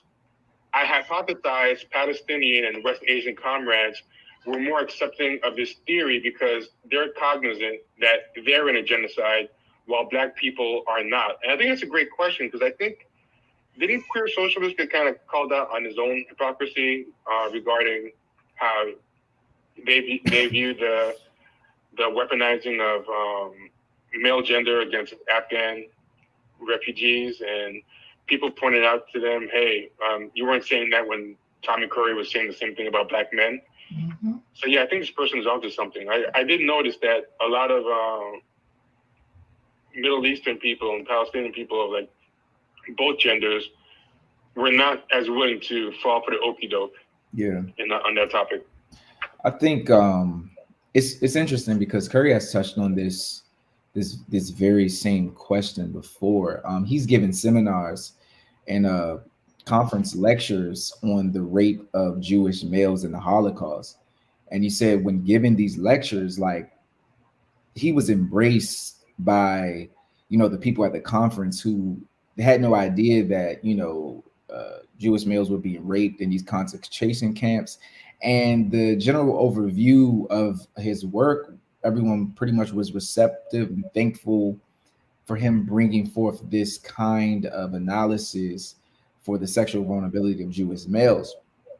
But where he sort of, you know, became, you know, really frustrated was the fact that when he does this very same thing at conferences in America about the rape of black boys, of black boys and men, and how this, you know, becomes a touchstone of history, you know, through Thomas Foster's work, through Anthony LaMille Jr.'s work. We see through Errol Miller's work, we see, you know, the rape and genocidal practices towards black males, but it's so offensive when brought forth in the American Academy and the American public. So, and as that relates to the question of a lot of Arab and Muslim communities, we did see this interesting effect happen where a lot of Arab and or Muslim women, when they saw that there were American news media talking about how, you know, how women were being slaughtered, the women who were in those communities spoke up and said, you know, what we're not going to do is, you know, distinguish this between gender when many of, you know, our men have been some of the who have garnered some of the most death. And so they were immediately shutting down those kinds of narratives. And I do think it has everything to do with the immediacy of what's going on and their understanding. So like, I think that we are, you know, absolutely in a genocidal process, right? There's a paper, I forget the author, but arguing that genocide is not an event, it is a process. And so if you understand the conditions that we've been through and the socioeconomical restrictions that we're currently going through, you understand that this process of almost 10,000 black males dying a year, a million black males incarcerated, you know, and, you know, this continuous cycle of black male death, lowest life expectancies, most shot and killed by police, you know, just pick the category. You understand, you know, when you put this in conjunction with the economy of ideas about black males, you understand that there is a real thing as it pertains to a genocidal process going on with black males. And I think that though we are in an epic that it's a very real thing, I don't think there's like a very real understanding. And I think with some of the Palestinians, they understand the immediacy of their current of what they're currently going through, and they understand you know, that the process of the ethnic genocide and cleansing that they're going through. I mean, in the Palestinian Nakba of 1948, males from the ages of 8 and up were exterminated in many of the villages. So these are very real memories for Palestinians that live today. So they're not willing to, you know, say, hey, this is happening to women and not to men, or this is happening more to men or to more to women. Like, and I think it's a very real consequence of their immediate situation and their understanding and their ability to, you know, use those insights to garner support from, you know, liberation fronts across the globe, and, you know, on and on. So I just think, yeah, I think that's a very good question, and yeah, it's something that we've given some thought to. I think too that when we talk about like what's happening and how people in America perceive things, we have to understand like the culture that's here. Like the fact that a lot of people are not aware that, you know, of the history of white women dominating in care professions in education, and they're educating our children. And our children are being indoctrinated in these schools. Like my kids are homeschooled, but everybody can't do that. So, our kids are going to these schools and they're, like we talk about the school to prison pipeline and all of these different things. But one thing that happens here in this country is that people set a lot of store by credentials. And what you have on, Twitter especially is that, Twitter is dominated by academics as a whole. When you talk about the algorithm, Twitter pushes white women's tweets in, as far as like visibility. White people have the most visibility on Twitter, followed by like these sort of hegemonic groups. You have academics, and then when you talk about the Black community specifically on social media, what you have is like twice as many Black women who are going through these educational systems as Black men, because a lot of the times Black men don't really like survive academic settings as well, or don't even make it to academia. Those higher levels, and I'm talking like graduate levels, they dominate. So you have like Black academics who are in women and gender studies or in the humanities who dominate this discourse on Twitter in particular.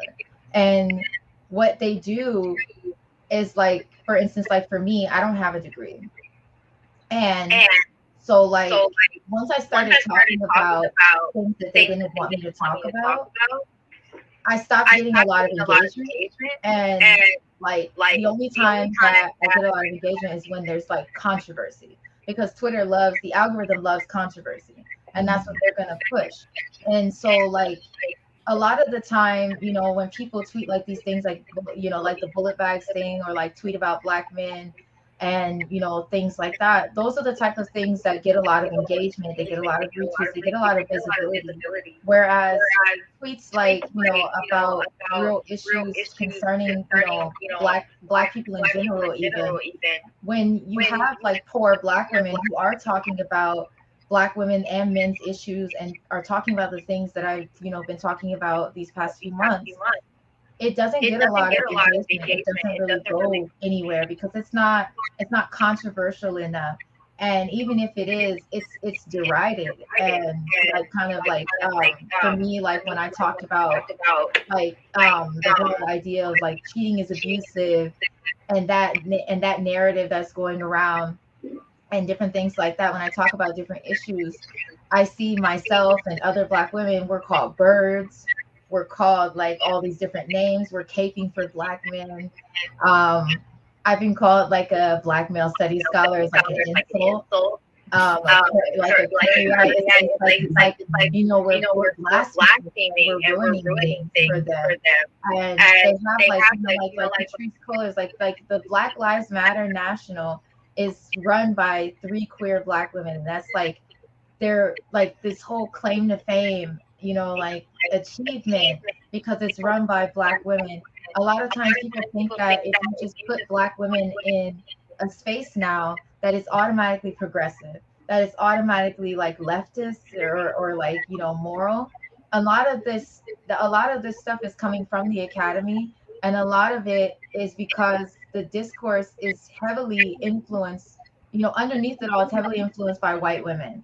And I think Ishmael Reed kind of talked about this when it came to like Alice Walker and like the Alice Walker cult. It was a really good piece that he wrote, talking about this and talking about how like they were saying that he said things that he didn't say, and like he was like writing to combat this, and they shut down his work in America. He ended up going and speak. He spoke in Japan, and he spoke in like a lot of these different places, and it gave him a lot of different, he talked about how it gave him a lot of freedom in different ways. But one of the things that stood out is that like there was a lot of white women who were writing articles for, in defense of Alice Walker. Even when her own daughter came out and was talking about how neglectful she was as a parent. And when I spoke about that, when I talked about Rebecca Walker, and I talked about how she, the things that she went through, and how Alice Walker was like an abusive parent, nobody wanted to engage that. And when they did, they were like, oh, like, of course she, like, they brought up her dad and was like, of course she like preferred her white dad and everything like that. Rebecca Walker is visibly Black and has spoken about like, the issues she has with her mother. And I just don't understand how you can ignore something like that. Ignore the fact that she was abusive as a parent. Ignore the fact that her own daughter is speaking up. And a white woman wrote an entire article admonishing Rebecca Walker for like bringing this to light. And like it was a big problem. Like, so a lot of them do have like these white women behind them, kind of like supporting this nonsense.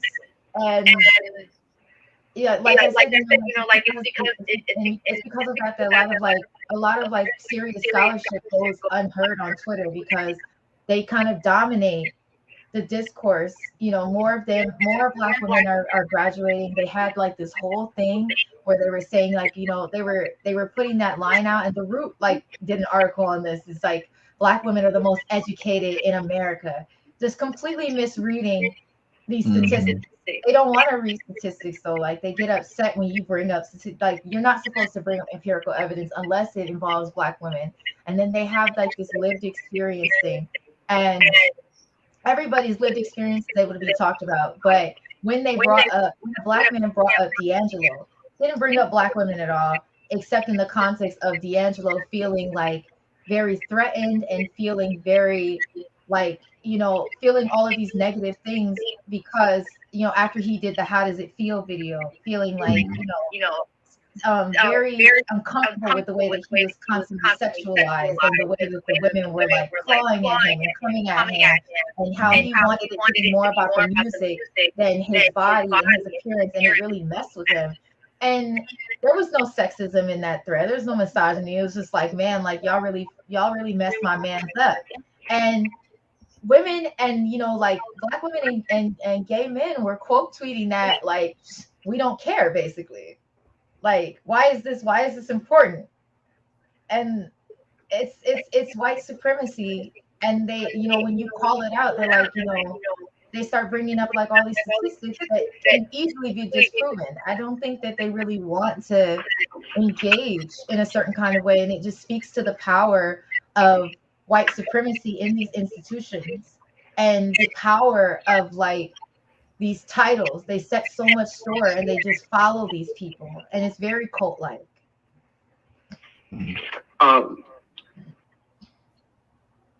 Something that you said always kind of irks me when I hear it, which is you brought up how people say, do you know like Black Lives Matter was started by 3 queer women, and I always bring up like, and what did they accomplish? And that never seems to even be a consideration, because it's like, okay, so 3 queer women started it.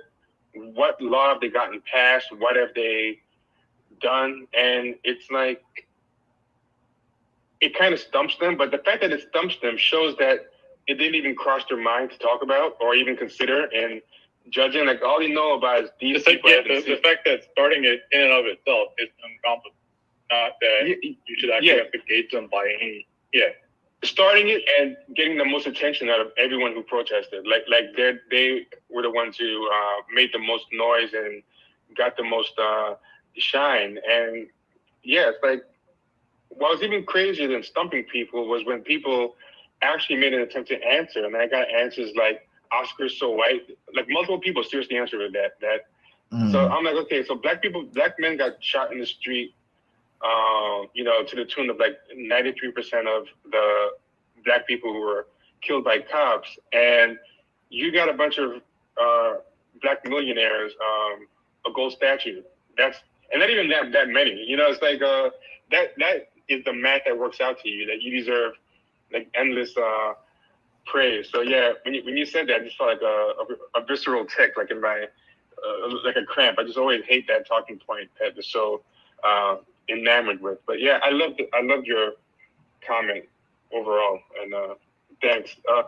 One theory I kind of had about the listener's question about why it worked on Black people but not Afghan people and everything is that I think in America, Black people and white people's lives are intertwined in a way that they aren't really in a colonial context, like having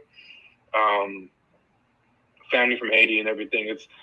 Colonialism is very different, you know what I mean? And most of, I think, the Muslim interaction with the West has been mainly in a colonial or crusades type of dynamic. Like where in America, white people and black people lived on plantations together. There are dynamics that exist between black men and white men, black men and white women, white women and black women. You know, there's a long history of, you know, being nannies for each other, being considered property. So I mean, I think in general, I think white women have had more time and more contact to propagandize a lot of black women with feminism, and white people in general have had more time to propagandize black people in general. So I'm not isolating black women as being particularly vulnerable or naive. It's just this particular context of the question. Whereas I think white feminists got to a late start trying, the real beginning I can remember of white women really trying to weaponize Muslim women was around the time of 9/11.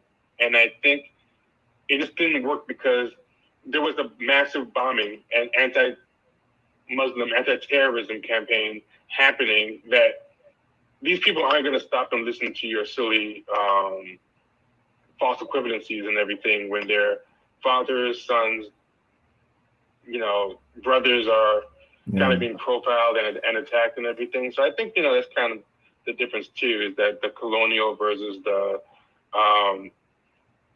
I mean, I don't know what you even call what exists with Black Americans in America. Well, I mean, is it the only example of that? Like a kind of an open air concentration camp?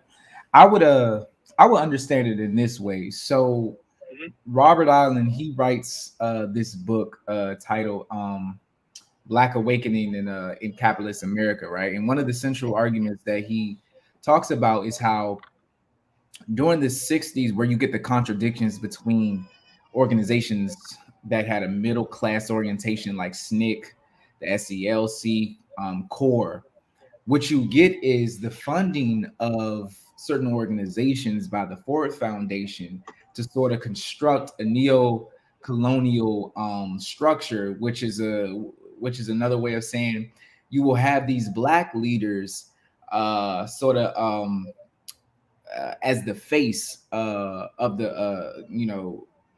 the face, while you are still dominating the community through the financial interests of white corporations. So you had the Ford Foundation, who came in during the time of Stokely Carmichael's Black Power, during the time of Black Power, when that was being articulated by Stokely Carmichael. You had the Ford Foundation, who was funding certain organizations, and they had the goal of turning Black Power into Black capitalism. So conflating the terms of Black Power and Black capitalism. And what you get through that is the sort of amelioration of the urban unrest that you had in the 60s in Watts, in Detroit, in DC, in Cleveland, right? In St. Louis, right? You're getting all of these urban rebellions in these communities because there's this sort of there's this sort of revolutionary fervor that's going on based on the conditions that you get out of the freedom movement. Remember, 68 King is murdered, and people are no longer willing to sort of sit by because they saw King as sort of like, if you're willing to kill King, then you don't give a shit about any of us. So because he in many ways people saw him as sort of like a mediator. And so what Robert Allen is able to demonstrate in his book is what we have now is a neo-colonial structure in our community, where we have these celebrities, these Black celebrities who are pretty much the face of the community, and they're conflating any revolutionary fervor that we have with Black capitalist tendencies, right?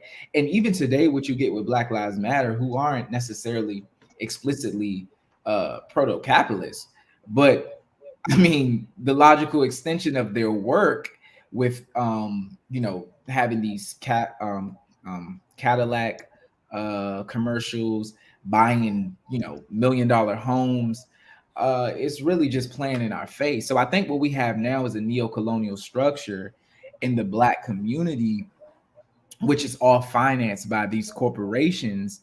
And this is why you don't really have a seriousness and an engagement with the very real material conditions of the poorest Black communities, in front of us, right? So I think, this is why you can, this is why you can have Oscar so white. Like, is that really something that, you know, poor Black communities give a fuck about? You know what I'm saying? But if they can sort of reorient the consciousness of the Black community to care about those kinds of things, and I think that's the reason why you'll see a difference in our community, because we actually have a Black middle class now that is able to sort of distort the ideas and the fundamental like ways in which revolutionary Black organizations have been decimated. You know, I think I'll read you this, Randy. I'll read you this, because when you look at how Fanon talked about the Algerian family and how they resisted colonialism, it was through the process of the family. You see this in Tony Bambar's work too. You see Black studies scholars attending to this. The family was a unit that allowed for protection. It allowed for nourishment. It allowed for it was the building block of community against empire, against colonialism. Yeah, I mean, you see this today in the war on terrorism, right? Americans can't comprehend why these people don't want capitalism, because their values are not rooted in the same way as American values. And, you know, that is an asymmetry I think you're going to see there. But I think with white people now, I mean, there's been an evolution in their ability to morally distance themselves from us and dehumanize. And I think that's the importance of these educational discourses and these discourses within the economy of ideas we're talking about. Because despite our close distance that T talked about, they've still been able to, I mean, just do the worst forms of violence within this small space. It makes sense of it, you know? And it's right now, it's just on autopilot. I mean, me and Randy talk about that all the time. The technology, the permanent war economy, the extra guns, the poverty, the constructing of spaces as defense spaces in the 1980s by people like Lynn Curtis. It's literally made American landscape into a warfare, an open war. And that the ability for us to rationalize that, I don't think we can put words to that at all. Yeah, and the genealogies, man. Like you mentioned Lynn A. Curtis, man. Lynn A. Curtis was the director of the Department of Housing and Urban Development, right, in the 1980s under the Carter administration. And he was referring to the inner urban Black males as what was he calling Vietnamese, being influenced by the Vietnamization of the times. And this is the same guy who is pretty much the reason why we have so much surveillance in Black communities now, because when you had the urban rebellions, you had the push for patrols in the communities. But what Lynn A. Curtis was able to do was push surveillance. And this is why you got so many police in the schools now. And just to add a footnote, Lynn A. Curtis is the very same person who goes on to write the contra-culture theory, for which Black men rape Black women because they wanted to mimic white men. Like, this is the same Lynn A. Curtis. And so it's important to have this genealogy just to know that, like, the same people who are in power and have, you know, the structure of power to enforce certain policies in our neighborhoods, like the surveillance we see in our neighborhoods, the metal detectors that you get in school, are the same people writing about Black males basically raping because they want to imitate white men. So I just wanted to make that quick connection there. Something else in response to what he just said that I thought was pretty good was he talked about how white people kind of create this distance from Black people to give themselves a type of moral superiority. But I would say even within white people, you have a lot of so-called liberal or so-called feminist or so-called leftist or whatever, who what they do, a lot of Black people fall for is they do a distancing of themselves from other white people for moral superiority.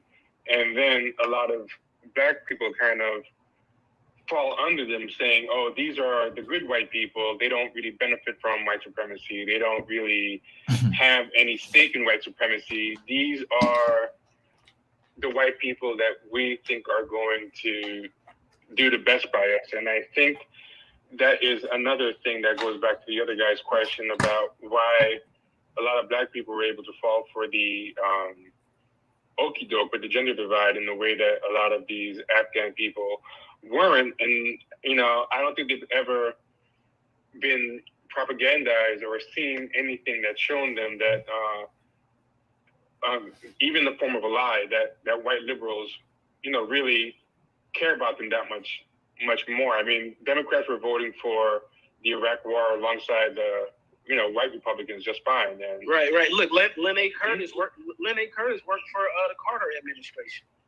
Lyndon B. Johnson and Kennedy brought in the mergers of social welfare policy and the criminal justice system all at once. You know, I like the Ruba Ben Wahad, the Black political prisoner. He always put it this way: first thing they brought niggas was candy before they brought the stick. And it was liberals. It was a consensus. So, yeah, that's a good point. I mean, the irony of all of this is that the prison tactics and the torture tactics that the U.S. military is using was developed on Black prisoners.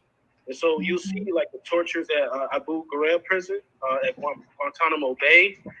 Black Muslims, going back to the 1930s, that's a recent book by Garrett Fiedler called Those Who Know Don't Say, about the origin of, abolitionism in the Nation of Islam, and how their evolution of Black nationalism in America through the prison system laid the basis for this confrontation that we saw, rise in the 60s with people like Huey P. Newton, getting out of jail after his huge trial. But, these types of things, I think, it's all been wiped away. So we don't even realize that they've developed techniques on this. You got Sundiata Acoli inside of a jail out here in Marion, Illinois. They developed that from the 80s on him, developed it into Guantanamo Bay, then used a Black president to administrate over the whole thing. And nobody even noticed, Mm-hmm. Yeah. What do y'all think about that idea? Like, one thing I always see come up, and it's easily falsified, but one of the objections that you get about Black males being oppressed based on sex or gender is that, on the one hand, well, no, Black males are only oppressed by race, but then they'll say because no one is oppressed for only being male or only being man. And so it's one of the funniest things, and why I'm so appreciative of the subordinate male target hypothesis. But just thoughts on that. I think it's weird.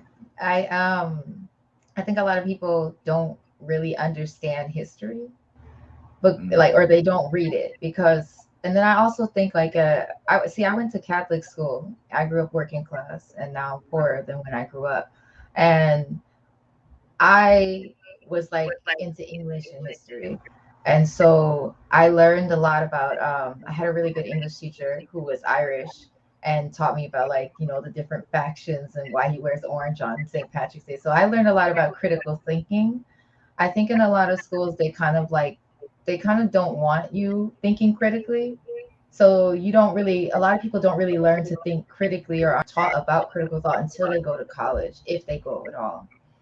And because many of them, they either are taught to ignore certain things or they just generally ignore certain things. If they didn't grow up in the hood, then they don't see the problems and they don't see the issues that we see. A lot of them too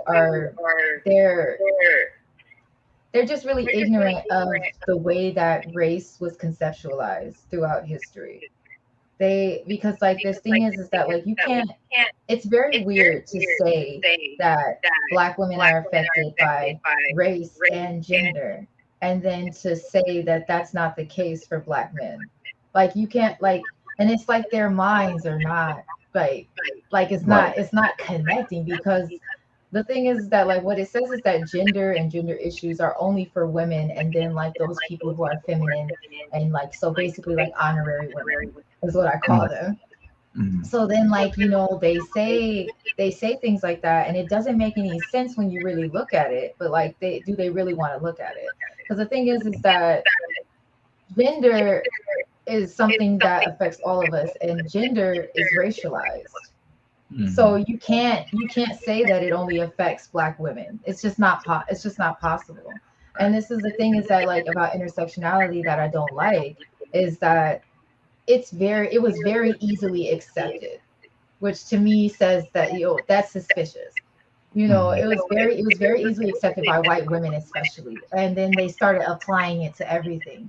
There was this whole era of like white privilege and unpacking your knapsack or whatever the fuck. And Right. like with Peggy McIntosh and everything. And they're making this list. When I went to look for something, and this list popped up by someone named Jewel or something about black men and black male privileges.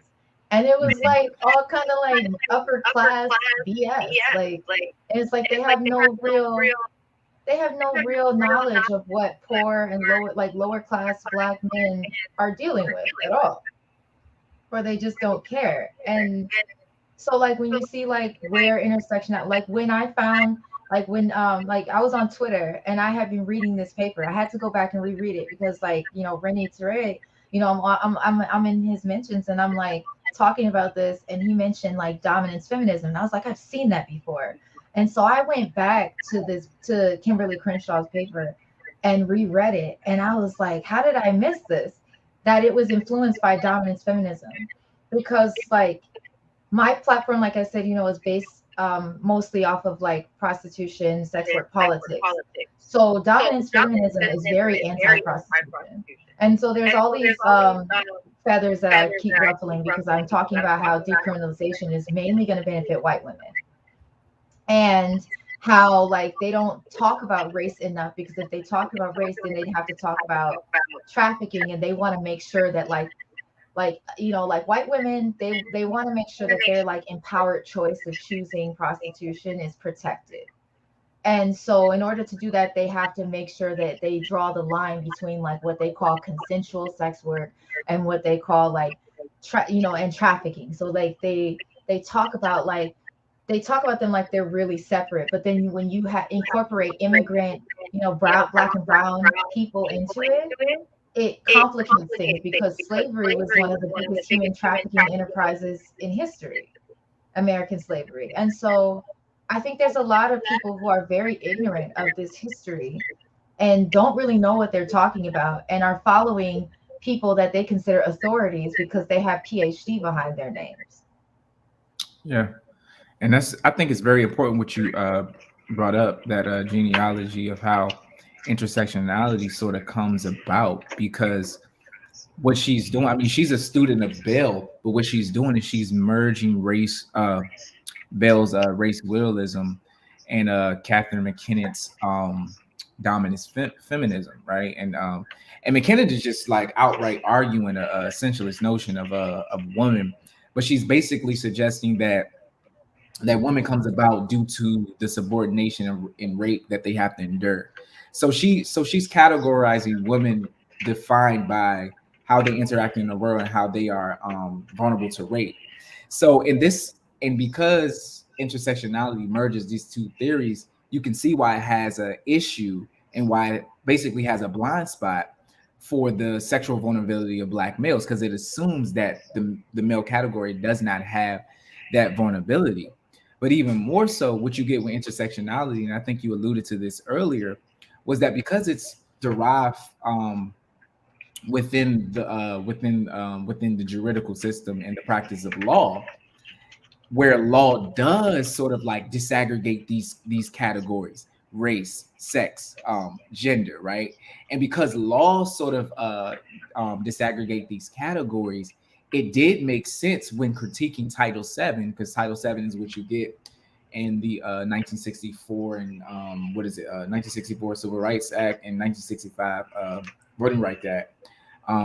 Title VII of the 1964 Civil Rights Act. And so she's critiquing that the legality of that, and how the single axis framework doesn't allow Black women to be encompassed within that narrative, because they either have to be white women or Black men, but they're both Black, they're Black and women. So the single axis framework doesn't capture their experience within the juridical framework. But where that becomes a problem, of course, is that social categories don't actually work that way in the world, right? So while you could suggest that race and sex have to interact to create a certain kind of experience, another way of interpreting that is to say that, well, race already does that work. So while you say this is race and gender, while you say that this is race and sexism, and that only Black women experience this race and sexism, why can't it be that race in itself encompasses sex-specific violence? Because what we've done so far is we just narrowed the understanding of racism. We've narrowed the understanding of what encompasses racist violence. And all racist violence is tethered to some kind of sexual violence. So because we've narrowed the definitions of racism, and we basically reduced it to the juridical practices in law, we have the after effects of that, of what we get today in intersectionality. So I just think, people really don't have that genealogy, and so they don't really, and they're not really studying it for what it is and for what it set out to do, right? It was, it had a telos, right? It had a ends to a means. It wanted to demonstrate and capture a certain kind of experience of Black women within the law. And I think within that use, it makes sense. But when you go outside of the practice of law and you try to demonstrate these things in the world, you run into a problem, because outgroup males have always been targeted for rape and for extermination. And if all the conditions belie the intersectional approaches to Black males. So I like y'all brought up that point about the historical point of gender too. Just so I can agree with y'all real quick. Yeah.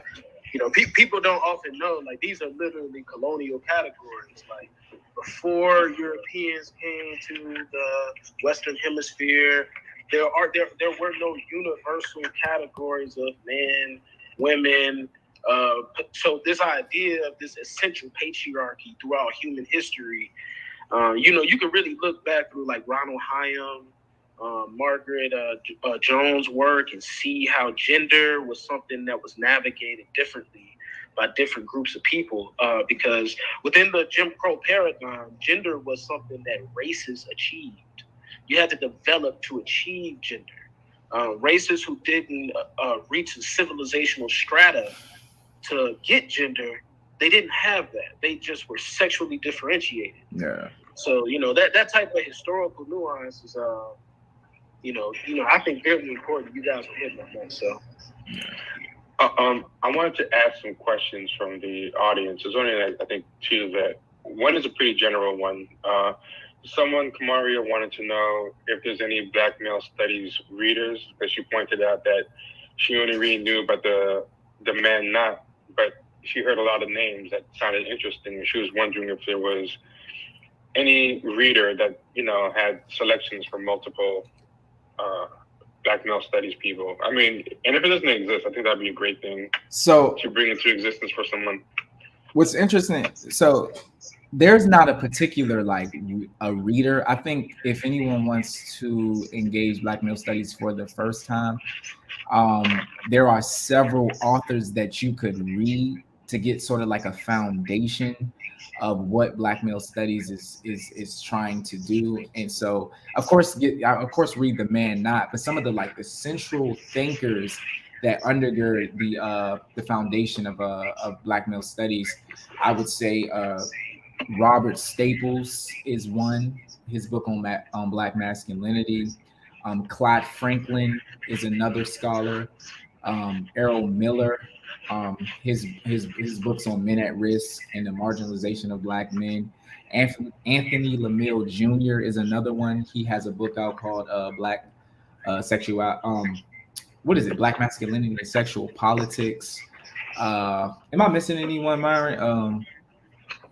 No, I think that would be it. That and the social dominance theory. Oh yeah. You also got Ogunbere.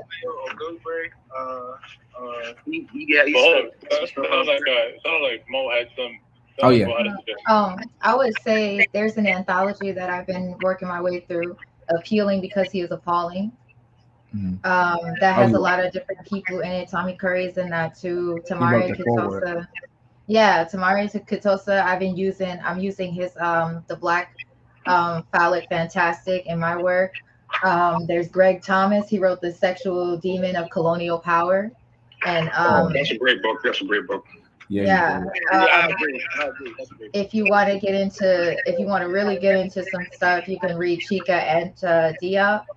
Some of his work touches on this stuff. There's another one, I can't remember the name of the author right now, but it's called Manning the Race. That gives you a pretty good history. Constructing the Black Masculine is a pretty good book. There's I'm trying to think. There's even if you get into like some of like if you're into Black queer studies, if you get like No Tea No Shade, they talk about black men in different ways, and that there's like I'm trying to think. If you're into linguistics, there's let me see. If you're into linguistics and like everything like that, there's Ashanti Young.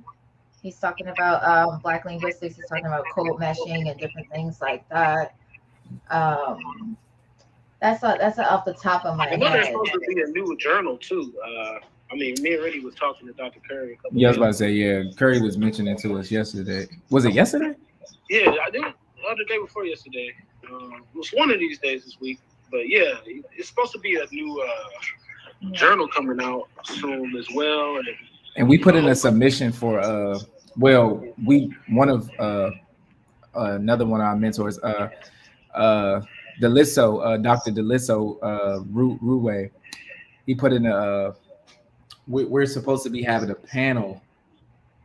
It has to be he submitted it. It has to be, I guess, allowed or whatever the case may be. But there's supposed to be a Black male studies panel that would be coming up soon if they agree to allowing us to do that. But I mean, there's so much, like, because Black male studies is interdisciplinary, you have so many different people doing different kind of work. Like, I mean, William A. Smith is another. He came up with the racial battle fatigue.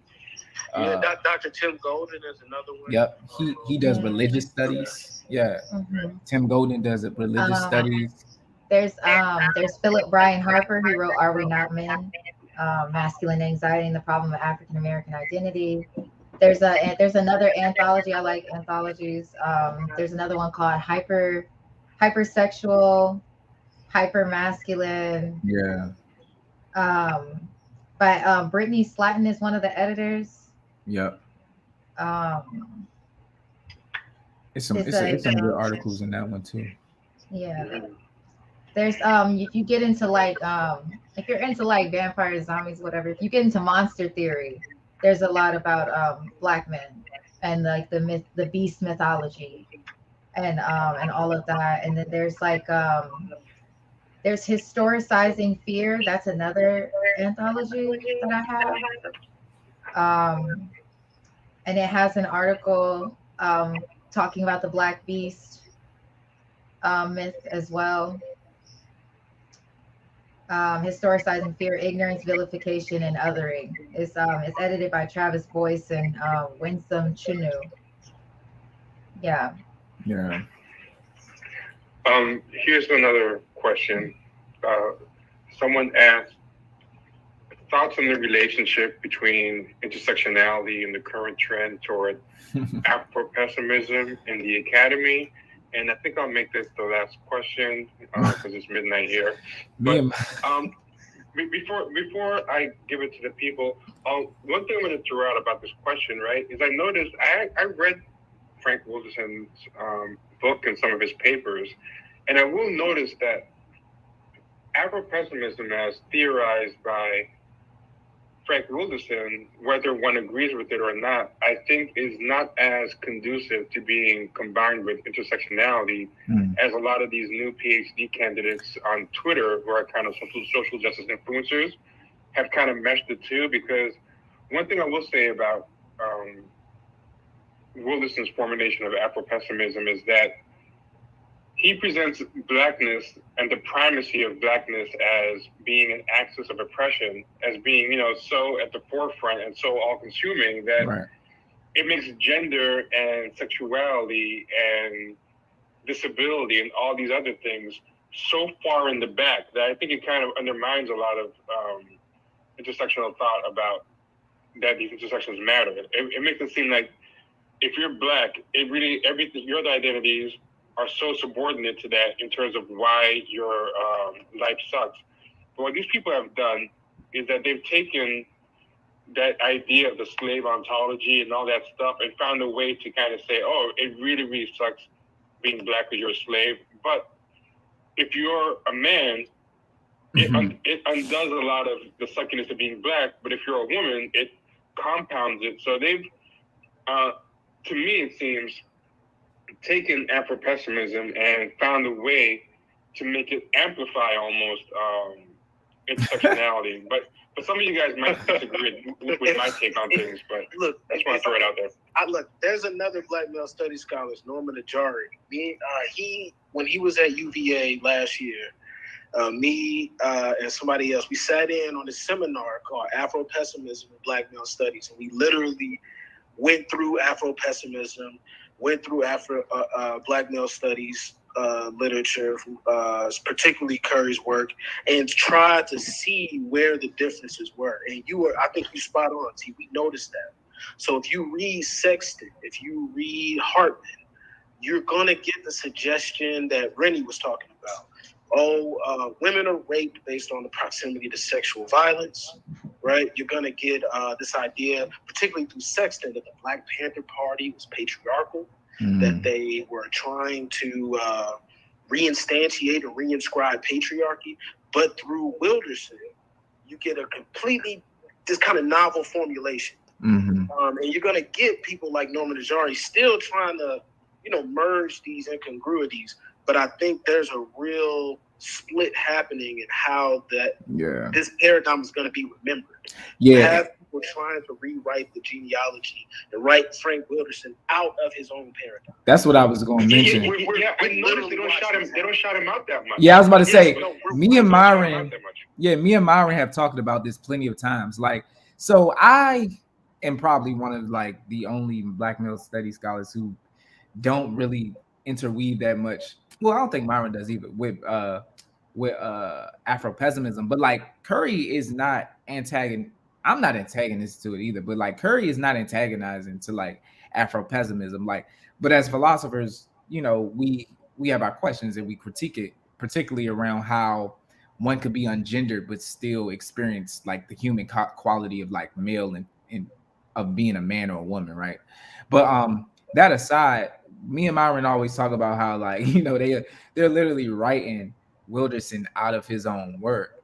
So you see, and Hartman, I don't even think categorizes herself as an Afro-pessimist, even though Wilderson's her student or was her student. And Spillers, at one point, Afro-pessimists were just, they were talking about Spillers this, Spillers that, and then Spillers just came out with Lewis Gordon talking about how Afro-pessimism is reactionary. So, a lot of them had to stop quoting Spillers. But I say all that to say that what they're doing now, especially these English majors, they'll say, they'll concede the points on intersectionality. I've noticed they started doing this. They'll say, intersectionality is a thing of the past. Black feminists don't do that anymore. And they'll rewrite intersectionality into something else. They have something called assemblage theory, where it's pretty much the same shit. But really it's looking at the grammars, the grammars of knowledge, symbolic orders, this Lacanian thing that they do.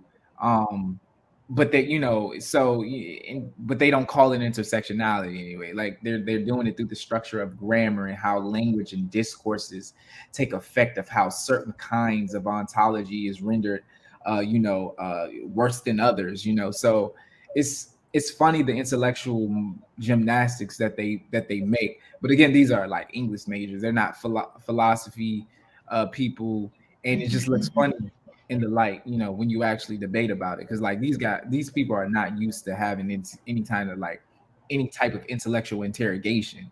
They, you know, they're just good at writing, like they're good at writing sentences. But when you start interrogating, it's just fluff. You know, so yeah, like and they build these echo chambers, and Yeah. it only hurts them because they become really bad at responding to anything when they do have to get questioned. they write really good sentences. It's just when you start interrogating it, it's just it don't matter. I Like, will say that about Audre Lorde. Her prose was very readable. oh yeah, I can see why she'd be a majestic. good poet. Yeah, I could see why she'd be a good poet, but it was just vibes. I was saying, And that's the thing, it lures you in Just because vibes. the prose, the structure, the grammar, you like this deep, but it's not. Yeah, at all. It's like it's crazy.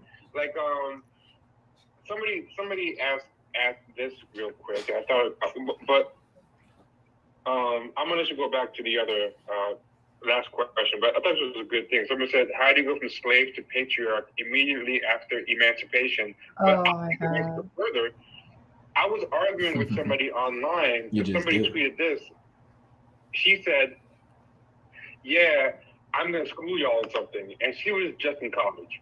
Like, so she was getting ready to school people on Twitter. She's like, "Black men have patriarchal power, but you know, white women have white power, and then black women have no power because they have the worst of both worlds." And white men, and then people are like, you know, "What are you talking about, black man patriarchal power?" And then she goes, "Oh, I'm going to break it down." So she was like, back in, said, black women slaves were the first feminists. She said that because they were actually created feminism, and then white women got it from them. And that black male slaves had patriarchal power because they were men. So they had patriarchal power That's over deep. white women. That's deep. Yeah, so she said there was something as slave patriarchy. So that white women and black male slaves were almost equal, but that the white women had to side with the white men because those were the husbands. It was some crazy stuff. And people were like, where do you get this idea that black slave women were patriarchs? Because when you're dealing with race-based slavery, the last thing on your mind is advocating for yourself as a woman, because you have this way bigger problem of you're a slave because you're black. That's the first thing. And the second thing, people are like, hey, how did you get this idea that slave men had any patriarchal power, either over black women or over, which is even crazier, white women?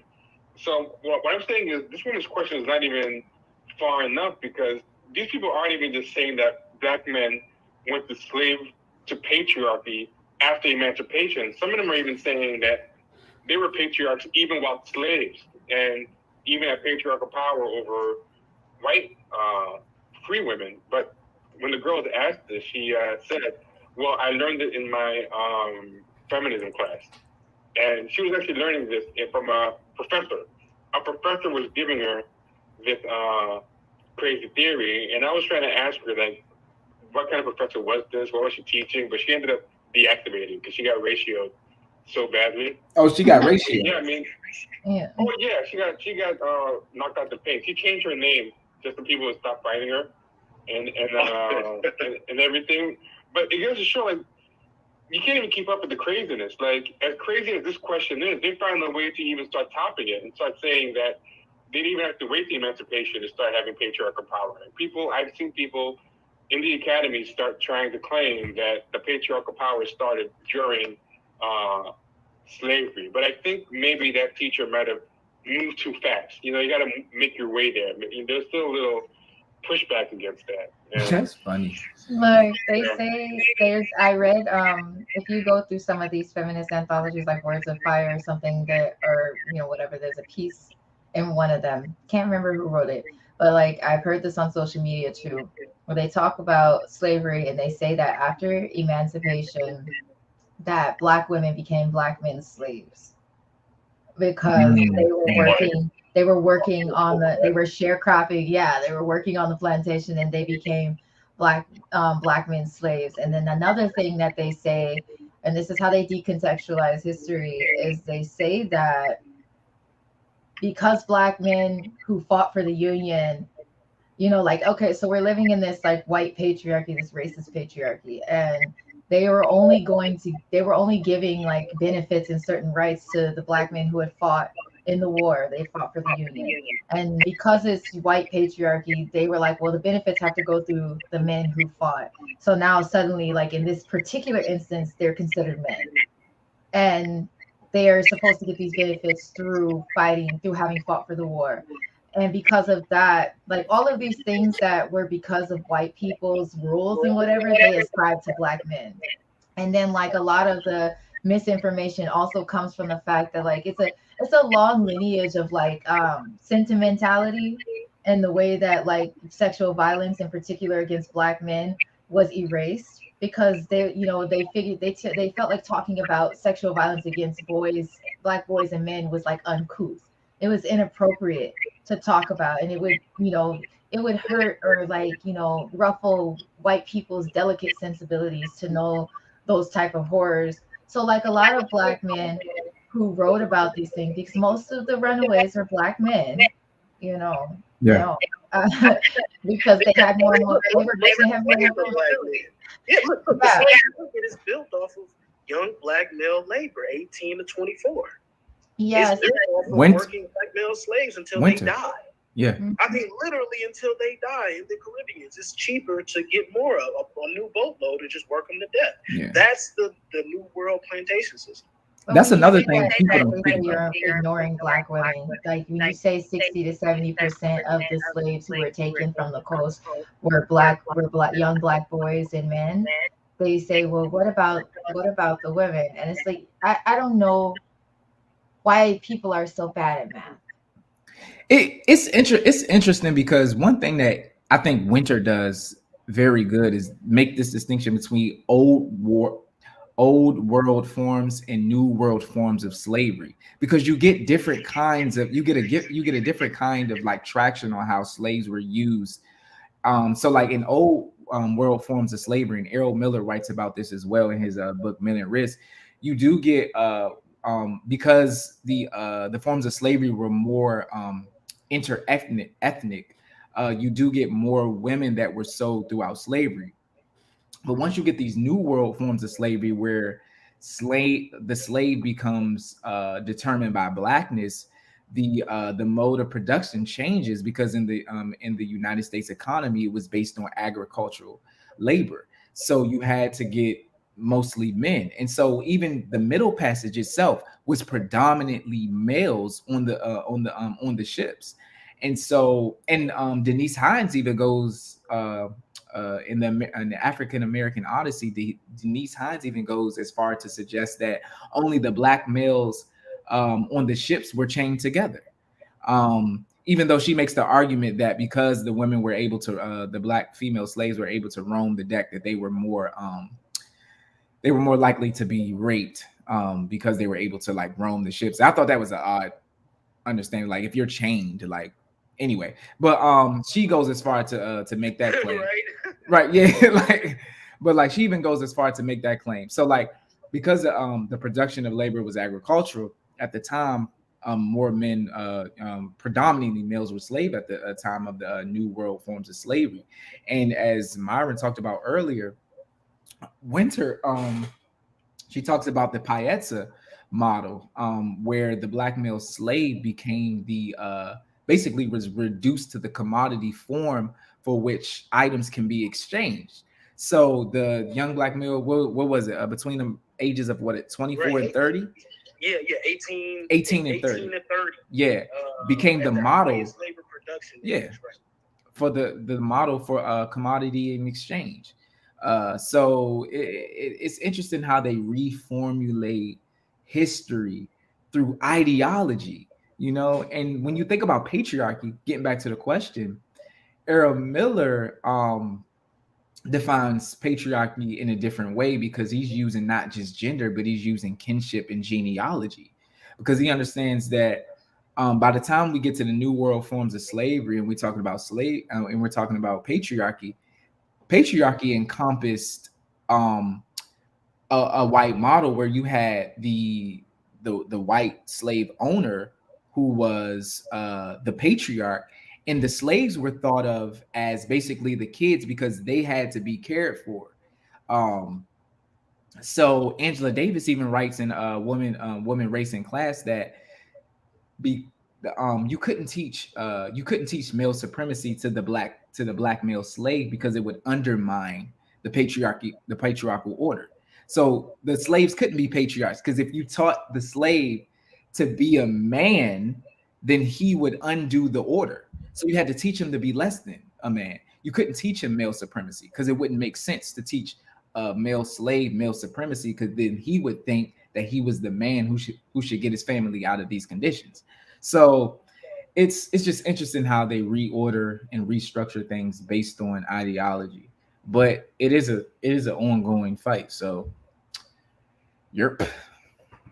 Oh yeah, I wanted to answer that question Yeah. too. Yeah, that's Lynn A. Curtis, and that person. This is a white criminologist, okay, who was inspired by Marvin Wolfgang. Dr. Curry writes about Marvin Wolfgang's subcultural violence theory in his writings, Decolonizing the Intersection. He writes about Lynn A. Curtis a little bit, the contra-cultural theory of violence. But Lynn Curtis ends up being the head of HUD. And when Jimmy Carter took over after Nixon in the Ford administrations, HUD was actually the lead organizational entity for criminal justice, national criminal justice policy, not the Law Enforcement Assistance Association. Yep. And so this guy ends up inspired by Wolfgang, heading HUD and making projects into literally defensive spaces. This was the concept used, defensive spaces. More technology, more surveillance. I was gonna wrap up after that question, but we actually have a caller. So, let me see if I know how to do this. Actually, we have two people. So yeah, Q, do you know how to do this? Because it's gonna be interesting. Oh yeah. Okay. Oh wait, I think I've done it. I think I've done it. Oh wait, I don't see him. Maybe I didn't do it. Oh no, here he is. Tom. So the person who's I think Dr. Yakub is on deck in the Tom's up. So Okay. Going by Dr. Yakub would have to unmute. Actually, Tom was first. I just got him out of the queue. Okay. So Tom, you can just unmute and speak. All right, yeah, what's up, y'all?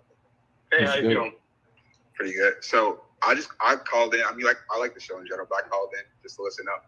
But one thing that was interesting to me was that I actually did not know that the majority of slaves in like the New World were Black men. I didn't know there was like a gender divide. With The that. overwhelming majority. Mm-hmm. That's crazy to me, because I mean it makes sense when you think about it, but that's never not brought up in like the parts where it's like, you know, the mainstream, but it's also not brought up in like the Black radical, new woke education or whatever.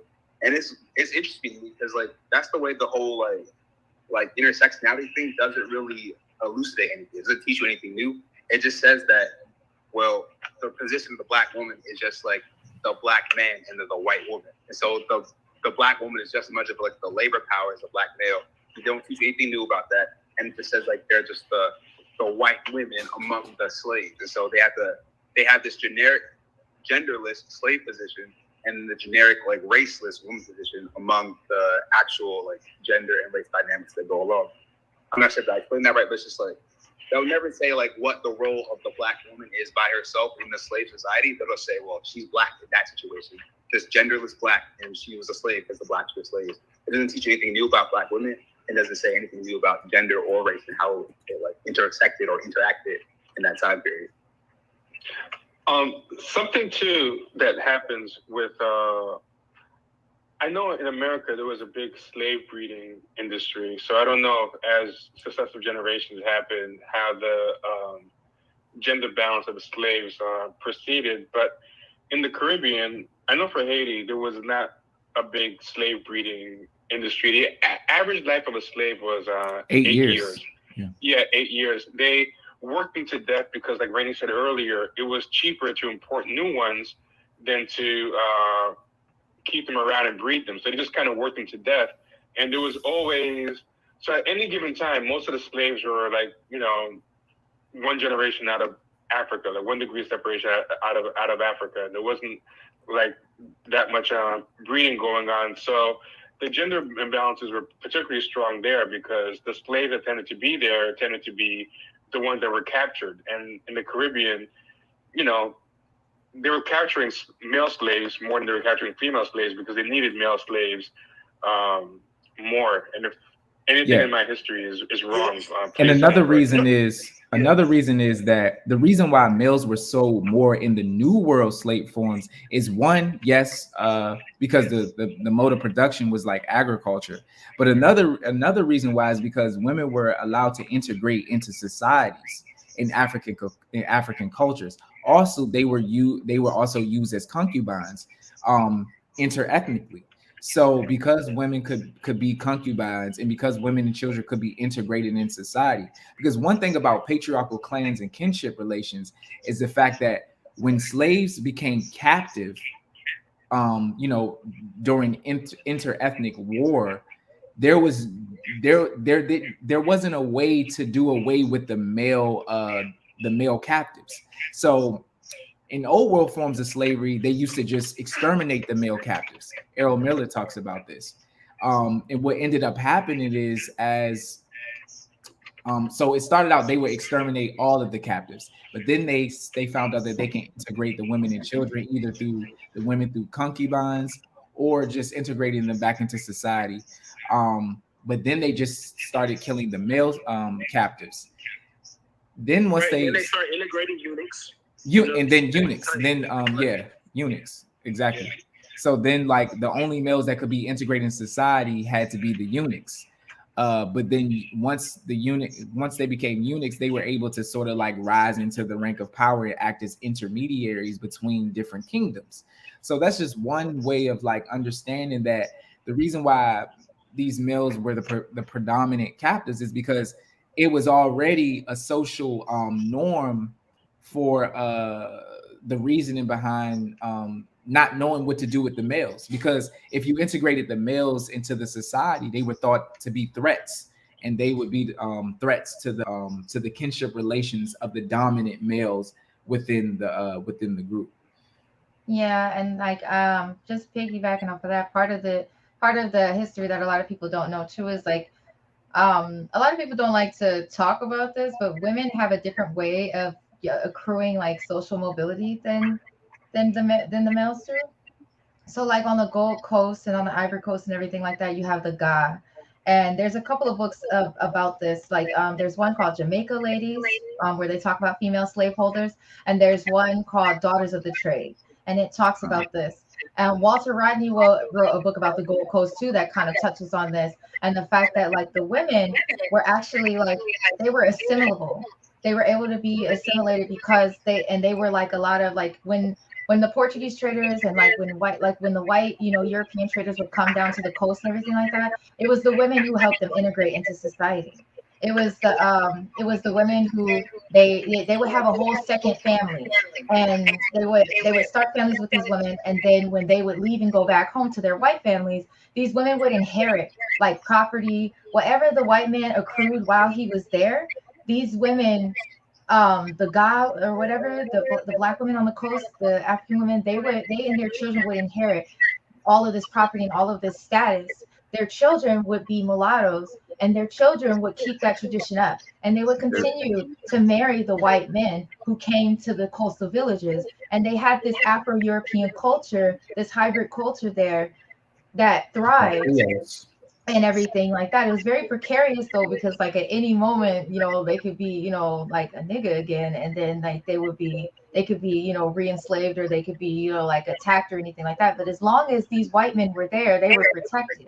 And so women who connected with these white men and saw the benefit in that were able to integrate in a way that black males were not, even in whether in that area or even in the New World, because black males and, you know, like black and darker skinned males, they were seen as a threat. They didn't want them, you know, connecting with white women, because like and that's why they, you know, like in like the status of the children was connected to the mother. And Yep. so like they felt like if black men were having sex with white women, then their children would be free, and then they'd start all kind of shit. And they didn't want that.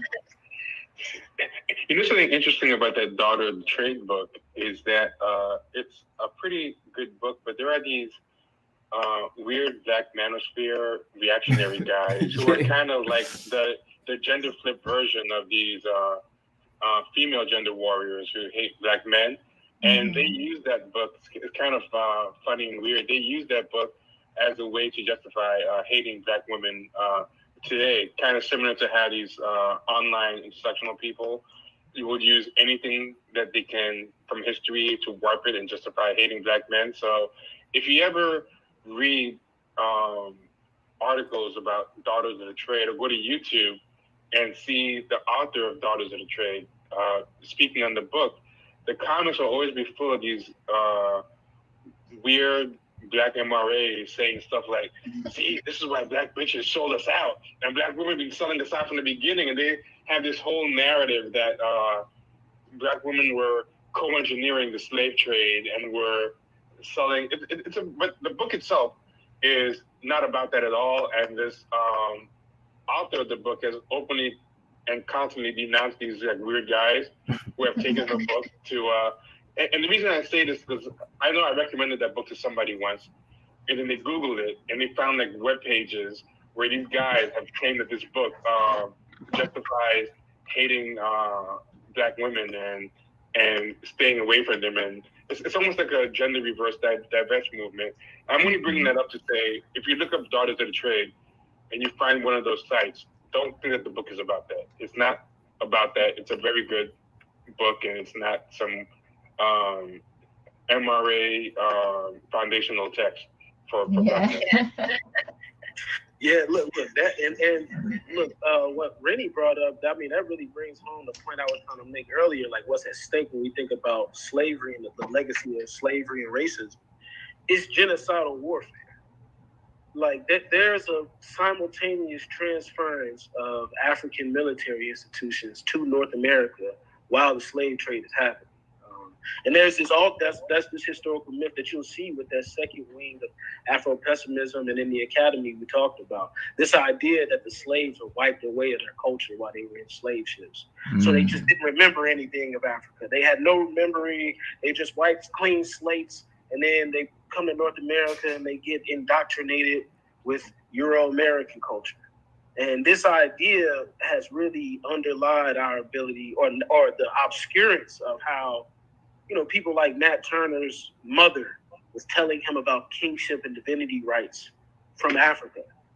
People in the Black Atlantic were inspired by the Haitian Revolution, by African ethnic groups who were more militant and actively trying to cultivate that the entire time. Like that's an everyday part of slavery that's just wiped away for us. Now racism it's a moral issue. You know? It's become a moral issue. And we don't really see the existence of our communities at stake anymore. Facts.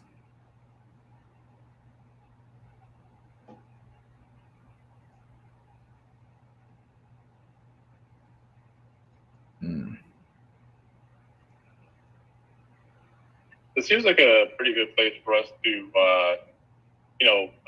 end the stream and to get everything wrapped up, published the episode. So, were there any final thoughts, or T, did you want to do like the end of episode housekeeping? You muted, bro. Muted on the stream. Oh, okay. I didn't realize I was muted. I'm there talking. Oh, okay. Actually, I want to give Dr. Yaqub a chance to speak because he is the last person in queue to speak. So if you don't mind unmuting yourself, I didn't realize I was muted, so I was giving him. And then after that, Dr. Yaqub, I'll do the house cleaning and end it there. I just asked Dr. Yaqub if it's going to be like a multi-part, complicated question. Please simplify it before you ask it, so that we don't have to be here another 15 minutes. Okay. I was just wondering if anyone wanted to speculate on what the future of Black genocide would look like going forward. Like what policies might characterize it, that kind of thing.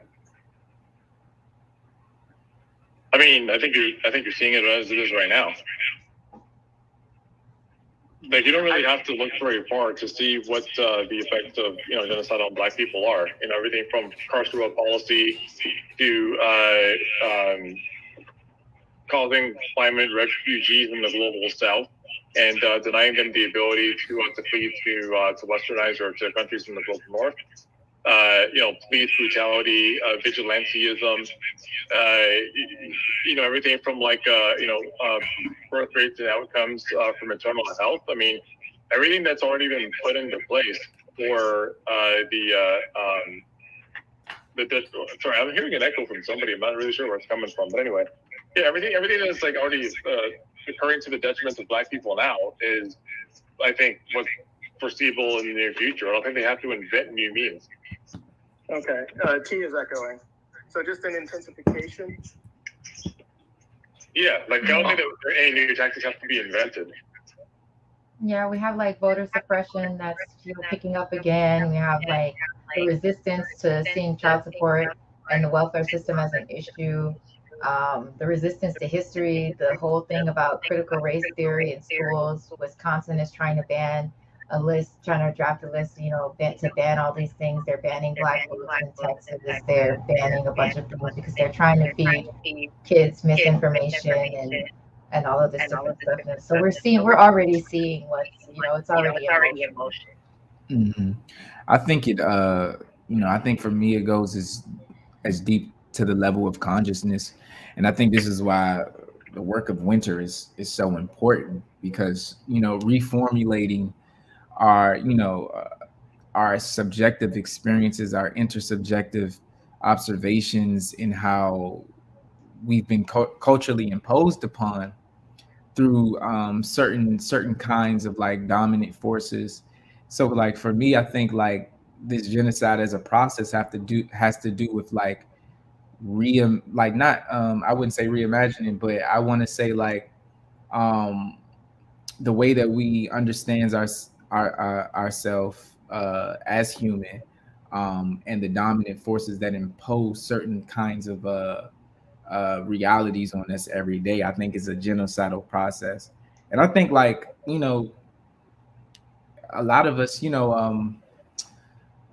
were talking about it earlier, but it's like those policies that shape the way that we think, the economy of ideas, the attention economy. I think all of this is really like a result of that process, to be honest. So.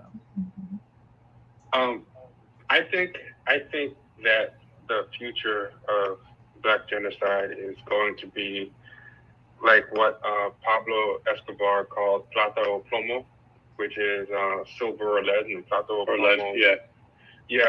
Meant that you're either going to take the bribe, which is the plata, which is silver, that's a common slang for money in Colombia, or plomo is for lead bullet, means you're gonna lose your life. And I think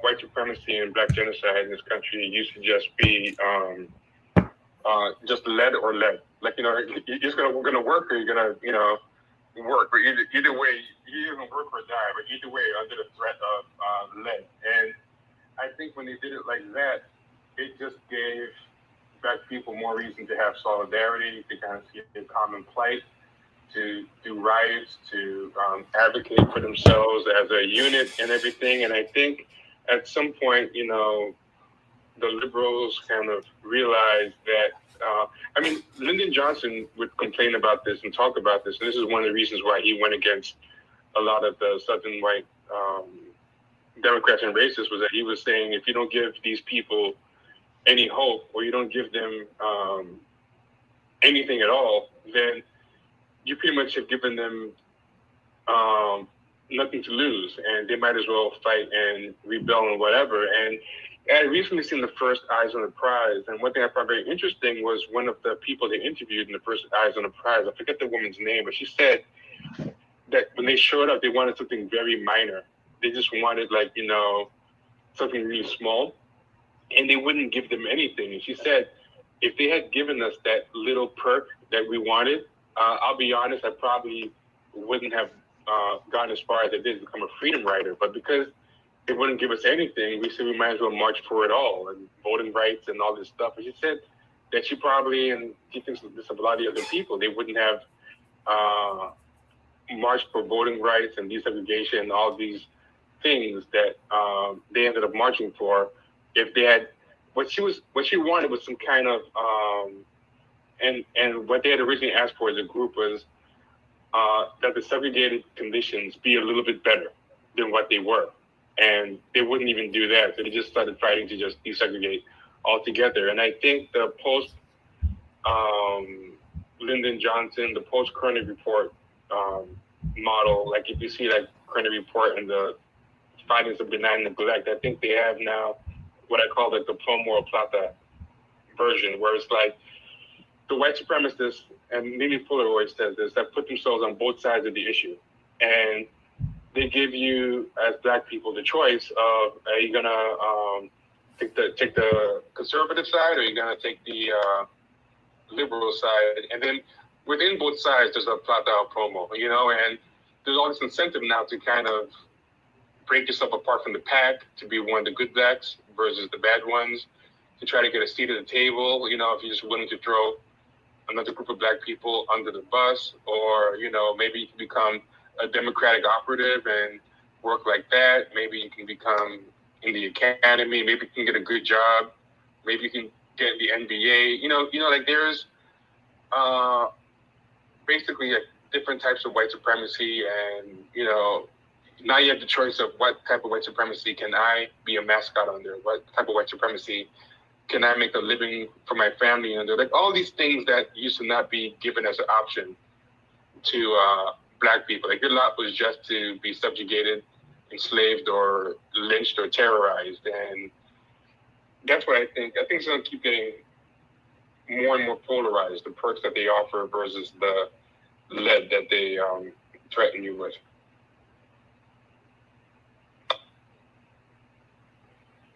And I'm done. That's the last thing I have to say. Yeah, no, I agree with all y'all. I think y'all hit it on the head. I'll just add to that. I think, you know, the change in environmental conditions and the consequences of U.S. militarism on the planet is going to compound everything that was mentioned before me. I think it's going to give it a new dimension that the human species hasn't seen before.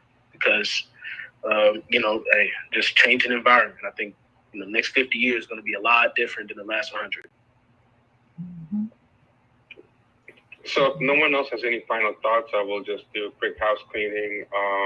If you want support, first off, follow all these people wherever you can find them, you know.